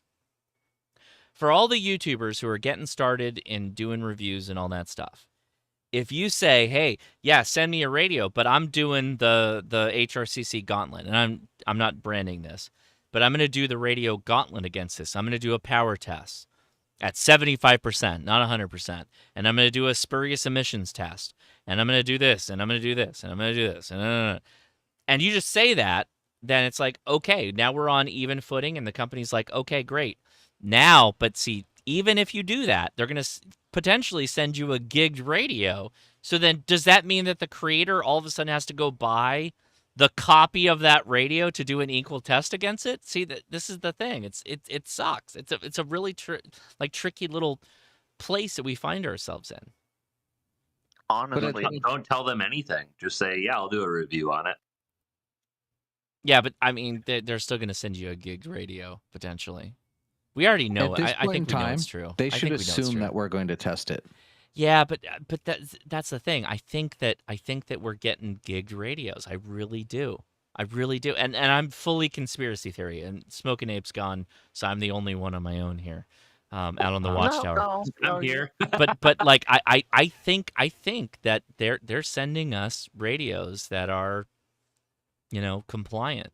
I think they're sending them to YouTubers. I really do. At this point. Josh, I will be 100% honest with you. So Mike did his review on the TalkPod 836, the original 5-watt model, right? Mm-hmm. He did his review. He had Abe on the whole live stream. I was in the chat. The next day, or the day after, I get a message from TalkPod. I'm not going to name names. I'm just going to use the company name. I got a message from TalkPod, said, hey, we see that you're very informed on what you're talking about. We watched Mike's live stream. We saw you in it. Would you like to review it? I'm like, sure. Simple as that. I reviewed it. It was a hot piece of garbage, of course. Mm-hmm. So Mike's was clean. Mine was a hot piece of garbage. So, it seems 50-50 as to who gets the clean ones and who gets the garbage ones. Both of mine came directly from China. So you would think that they would be sending me, unfortunately, the gig models, but they didn't. Mm-hmm. They sent me both TalkPods were bad.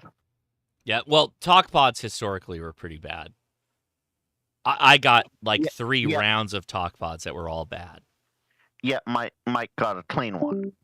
I don't even know. I don't. Okay. Can I just say from a viewer that I'm pretty sick of just like all of the Chinese radio reviews? Like, I mean, there's so many of them. Oh yeah. There's so many that come out, and it's just I it's boring. I'm not gonna watch it. I try and avoid it unless it's like truly different. Like the Baofeng Big Chungus I thought was really fun. Like personally, I thought that was a really cool radio. It still is, and it's clean. It's clean. The VGC, Chinese radio. But it's like truly unique. There's nothing like it at all that exists. Period. And VGC is the manufacturer. All the others are copies of that radio. So that was kind of why I was like, okay, this is something that, the point of all this. But yeah, I think you just keep up with the HRCC gauntlet, and I think that's good. I think that's a good way to do it. I like the idea of titling it the HRCC gauntlet. Just for me, I know again, unofficially. Unofficially, but I know Smoking Ape does a great job. He really does, and I'm really glad he was in the comments because, again, I like that there are people out there that care about this kind of stuff, and it's not cool because again, no shot to Randy, but a lot of people are really laissez-faire about this whole spurious emissions thing. And I truly don't think they should. They should be. And like it goes back to the point of talking about the FCC. Like if we're not self-policing, then they're going to get more involved. And we don't want them more involved. I don't want the government more involved in anything. So I'd rather do a better job of like, let's work together and let's figure out what the right things are. And so we don't have more help. We don't want more help. We never want more help. 150%. On the subject, Josh, if you look at those,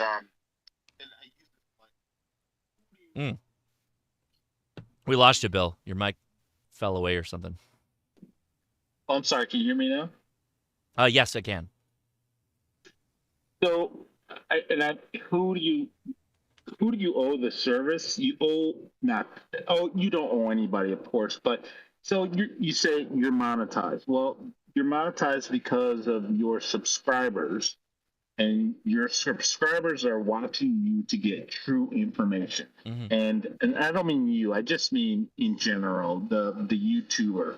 So someone sends you a radio, and of course you've been given a gift. You want to be generous, and that's a good trait to have. But if you owe anyone, it's not the person who sent you the radio that's trying to get it marketed. You owe the service to the viewer who's looking up to you to tell them the truth. And I can't pick another word other than owe, because you don't owe anybody anything. But if there's anyone, the integrity, exactly. I watch your videos. I started watching your videos long before I did YouTube. I'm looking at you. I want you to tell me the truth because I trust you, not the manufacturer, to tell me the truth. So that's where the rubber hits the road. Yeah. So, Bill, I love that, but see, this is the problem, right? So if a small factory in China, I don't know why it has to be small, a factory in China makes a special radio where they take the best tech and they modify it and they send it to you, and then that's the radio I review, and then I make a video on it and I put it out there, and then everybody buys all the crap that they're just like low quality, like the quality goes down, right?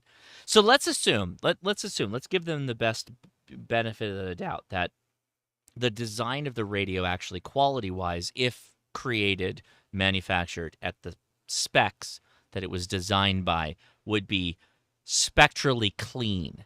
But because of cost cutting, or China being China, I don't know, whatever you want to put behind it, that it just doesn't get that level of quality when it lands stateside. So I went from having like the F1 driver capability of making a radio that puts it in a box and ships it to me, and I get that, and I make a video review on it. So now we're in a situation where I say, oh yeah, this is good, and everybody goes and buys them, and they're getting like the low tier quality radio, right? So now, like, again, this goes back to like, I'm now going to have to buy the radio that gets sent to me as a third party, quiet, silent reviewer, or because it's like a first radio hitting the market to be like, hey guys, I just want everybody to know that this is a brand new radio. It doesn't exist anywhere, and I got one of the first ones. And by the way, you could get a totally trash radio. I don't know. So trust my review, because I don't know where this is going to happen. I mean, and by the way, I'm willing to do that. I'm totally willing to do that, because that's the reality of it. That's the reality. If I did radio reviews, which I don't, I would double blind them. I would buy that radio, and I would. Oh, we lost you. Sorry, can you hear me now?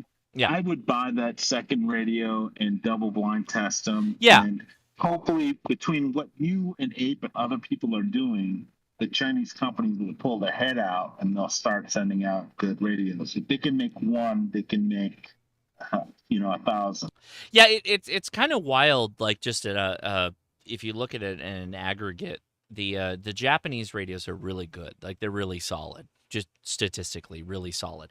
Then you look at the Chinese radios, and by the way, they've come a long way.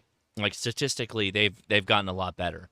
But like, it's two Asian countries that, they're pretty close, geography wise, and have had animosity with each other for generations.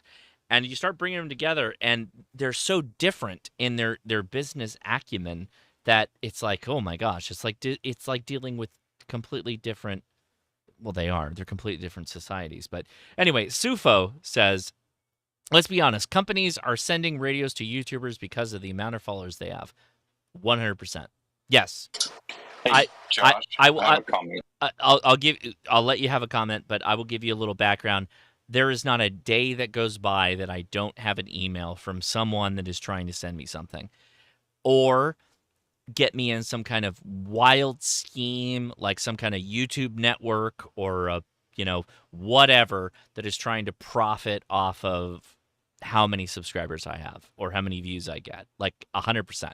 Yes. Sufo, you are right. You too could have this life of complete email inbox decimation if you'd like.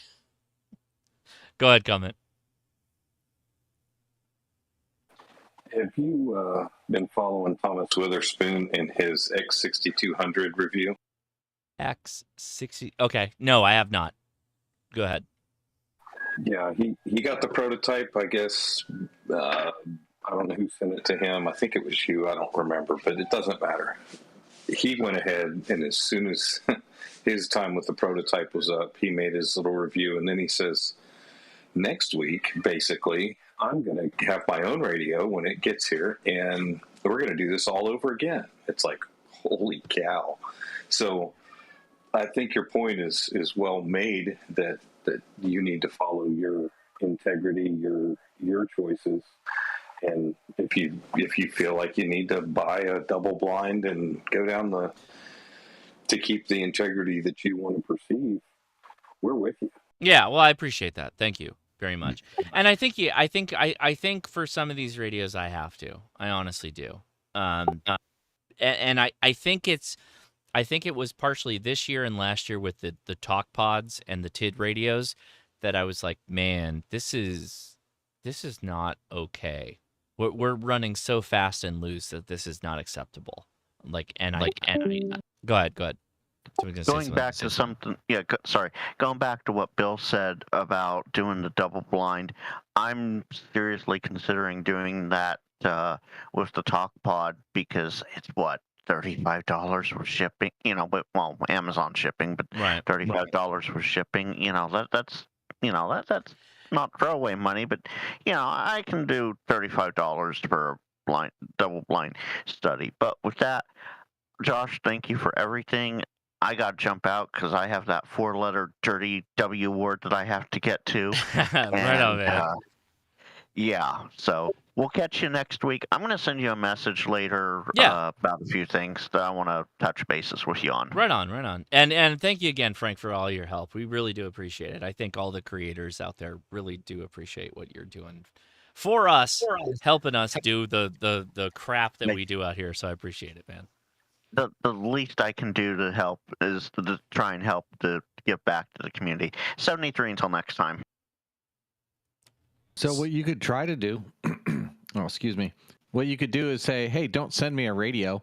Send me a coupon code on Amazon.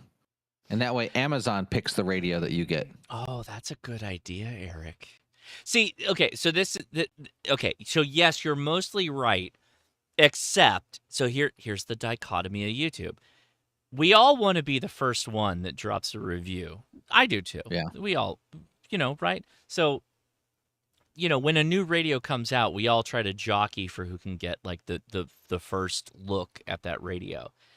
That's just true. That's just the reality of it, right? So so that doesn't exist like into a certain point. But I hear where you're going, and I think that's a good point. I suppose you could get one of the early ones and say, also, I need you to give me a coupon code. Like you're going to have to give me 2.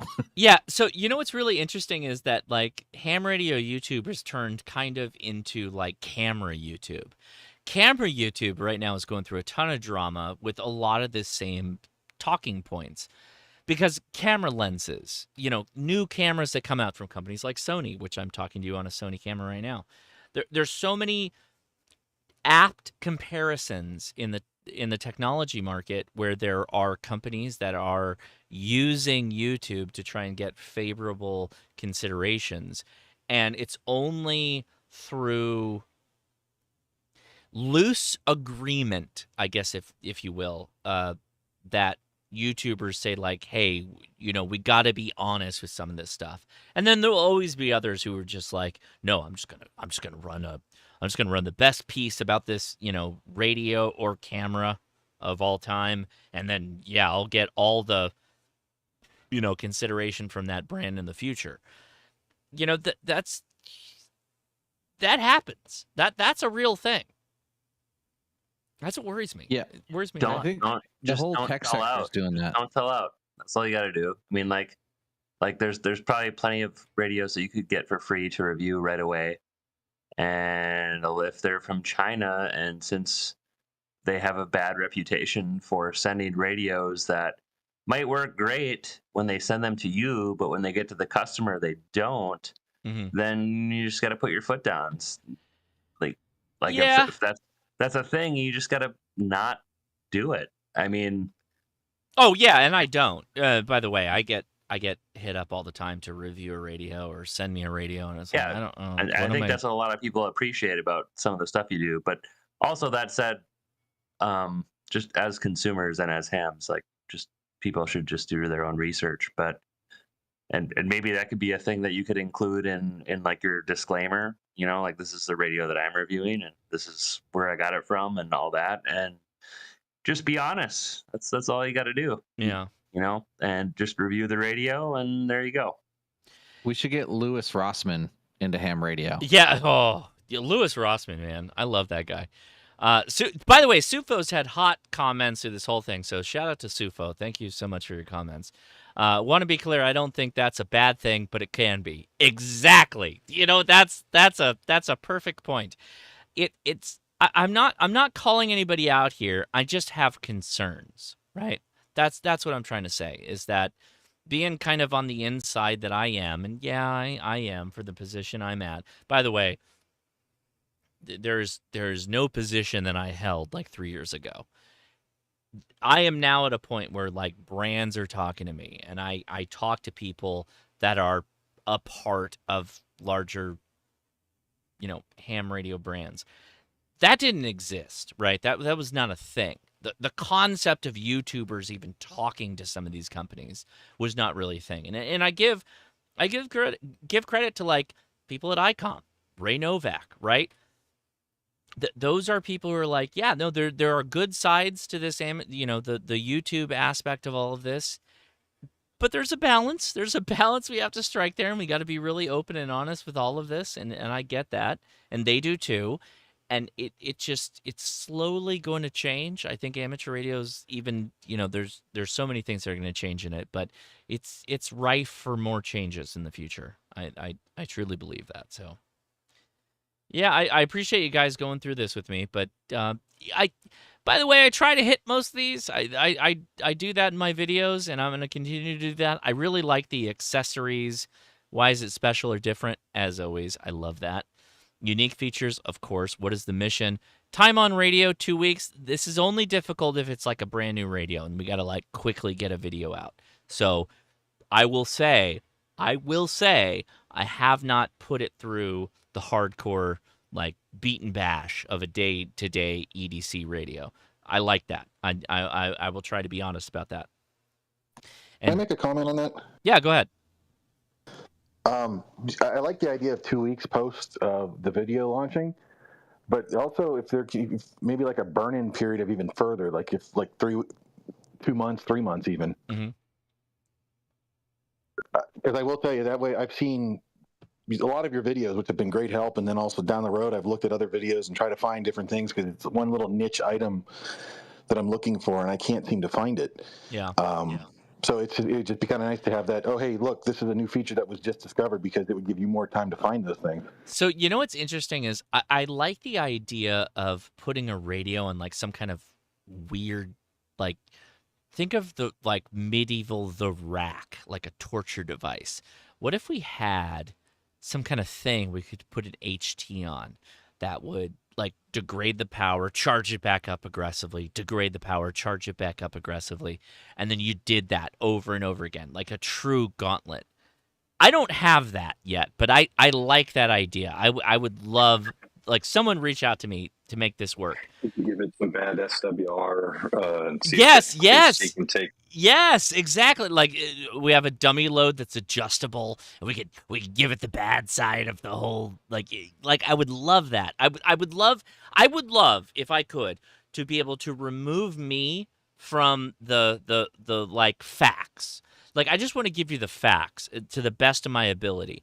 And then I'm happy to add my editorial if I like the radio or not, and even put myself in other people's shoes. I'm okay doing that. I'm okay saying, hey, like, this is really not the DMR radio for me, but if you like DMR, this is the best one. Happy to do that. I would love that capability. I do know that for vape companies, they have an automatic puffer.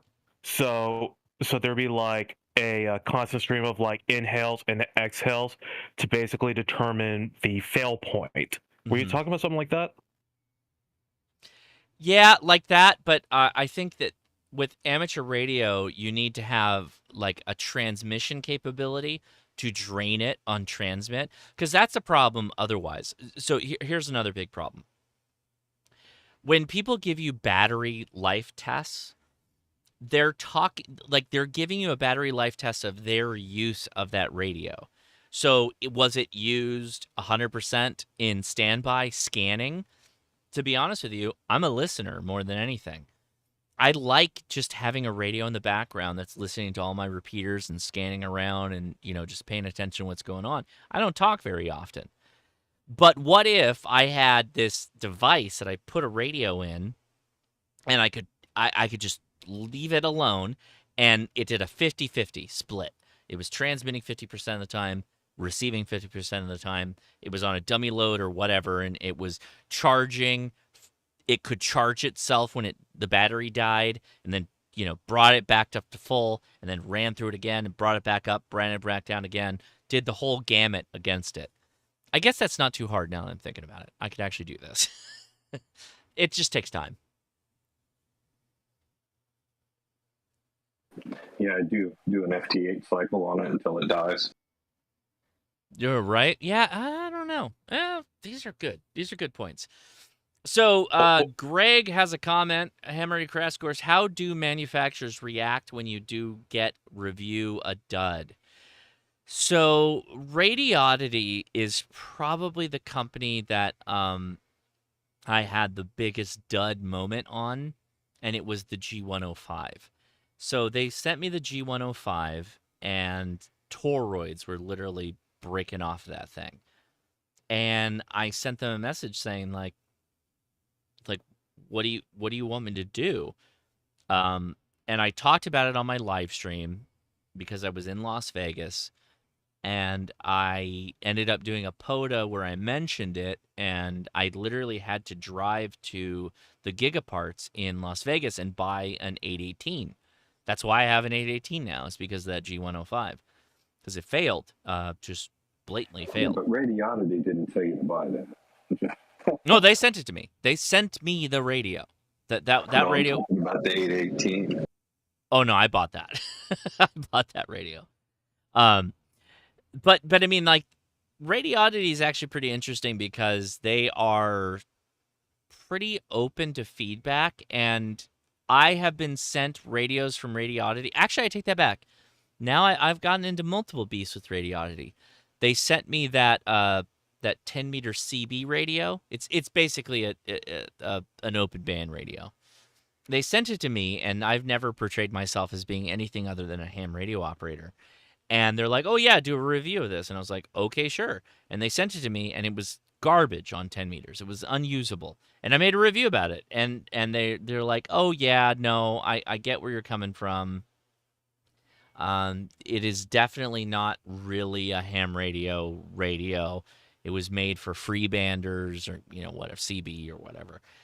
And I got some heat from somebody that works with Radioddity, an American guy, and I ended up catching up with him at a ham fest, and I was like, hey, so I heard you didn't really like my review. And he's like, yeah, I just don't think you really understood what it was for. And I was like, well, no, I was told it was for 10-meter operation. It was for ham radio operation. Is this not for ham radio operation? And he's like, no, it's not really for ham radio operation. I was like, okay, well, then there you go. We're already on a different path. My path is amateur radio. That's what I'm doing. So I get it that this is probably great for the people that are about that, but that was never told to me. And that's what I do. I'm not gonna make, if I do something outside of ham radio, I'm gonna be really clear about it. But I was very clear that this is gonna be used on 10 meters. And they're like, oh well, it's not so great for that. I was like, okay, well, there you go. All right. You can go look up that radio. I think it's like the QT60, QT40, QT60 or something like that. There's some other YouTubers that made videos on it. You can go look that up. All right. Well, I think where do I get this Meshtastic fancy dancy thing for my T-Deck? What do you want? What are you trying to do with your T-Deck there, bud? Well, like the firmware that's all like a nice GUI and all that. Oh, dude. We're all waiting. I'm also waiting. I do have access to a beta, but I figured I would wait until it's fully out there because I want it to be a live stream and just we all do it together. It's going to be really great. So do you have a T-Deck? Are you ready to go? I have 2 T-Decks, my friend. Okay. So I'm gonna pull up let's see. Let's pull up the Amazon. Because I think I found a T-Deck that was actually $56. Be careful on that one. It might not have the the LoRa chip or Yeah. whatever. So hold on one it is. second. Let me go. No, that's not the right one. There it is. Working FT8 in the background. I'm gonna change my account really fast, just so that we're.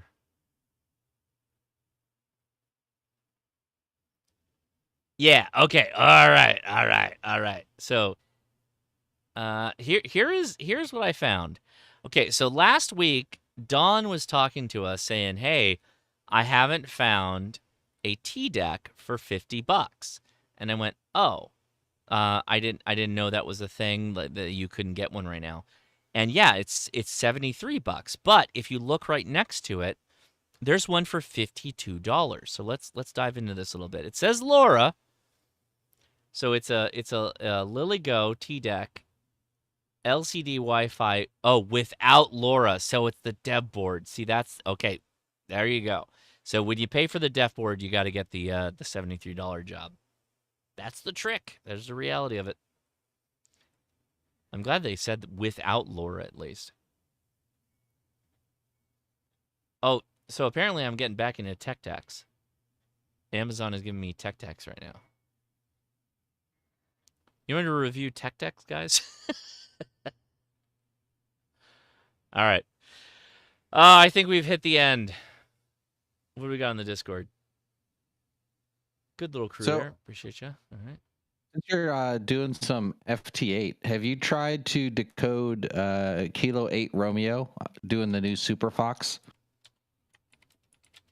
Sorry, I'm replying to a video. Or I'm sorry, I'm replying to a comment. Hold on.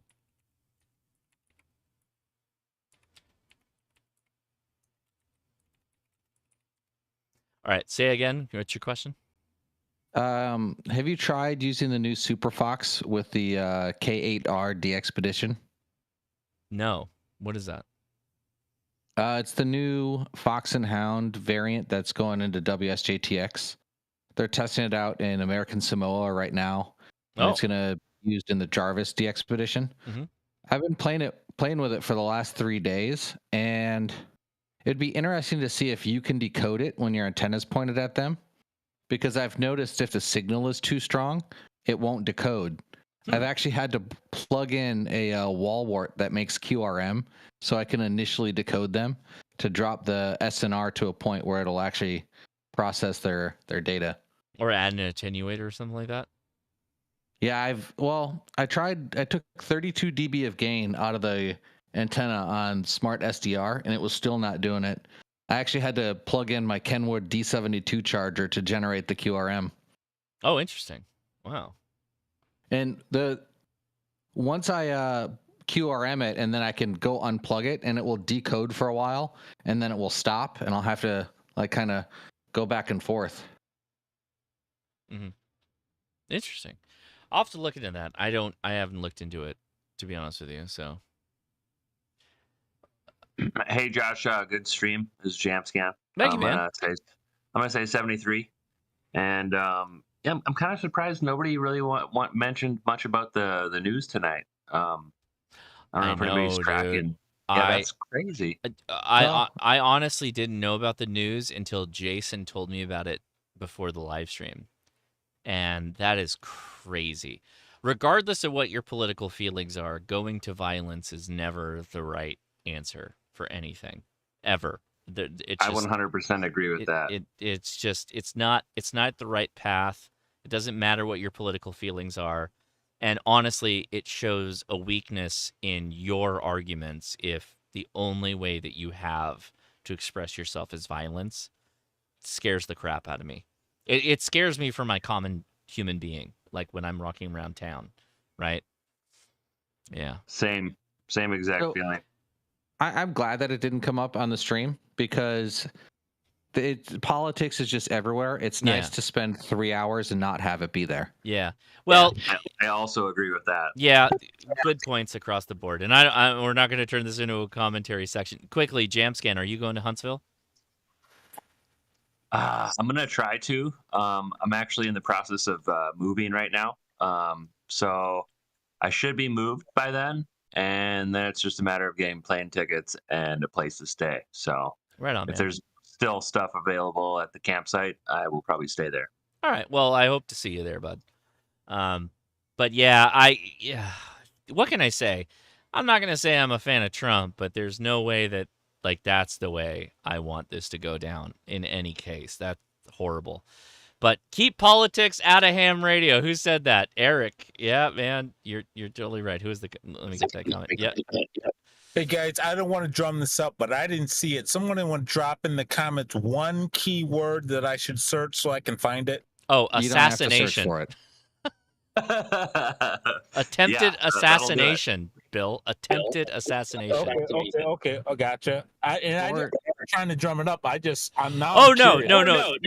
This is a huge news dropped. Is going on right now. It's everywhere. This is insane. Bill, it's an insane level of news. So I think it dropped during your stream. Yeah. I'm not trying to start it. I'm gonna go look now. Thanks, Lies. I love this. Jody says search news. Do you know that Meet Kevin guy on YouTube? I don't think so. I think he was trying to go for governor of California there for a period of time. But anyway, yeah, I mean, I don't like a lot of his stuff, but he's usually on the nuts when it comes to current news. And he had his whole live stream while your live stream was going, and he had like different people's views from their cell phone cameras and different, all that stuff. And to me, it sounded like 300 Blackout suppressed. Yeah. And I don't know. But wow. Okay. All right. We got to wrap this up. Wait. Hold on. Probably 450 feet or so. Oh my goodness. Okay. I don't want to talk. We're hold on, guys. Jamscan, I love you, but I'm going to wrap up the show. Everybody go explore news outside of the live stream, and then we'll talk about it next week. Maybe. Probably not. Let's keep it focused to amateur radio as best we can. I agree with that. Yeah. All right. Have a good weekend, man. But 300 Blackout's crazy. If that's what that's crazy. That's crazy. I got to go. I got to go look into this now. I need to know more about it. That's 73, Josh. Yeah.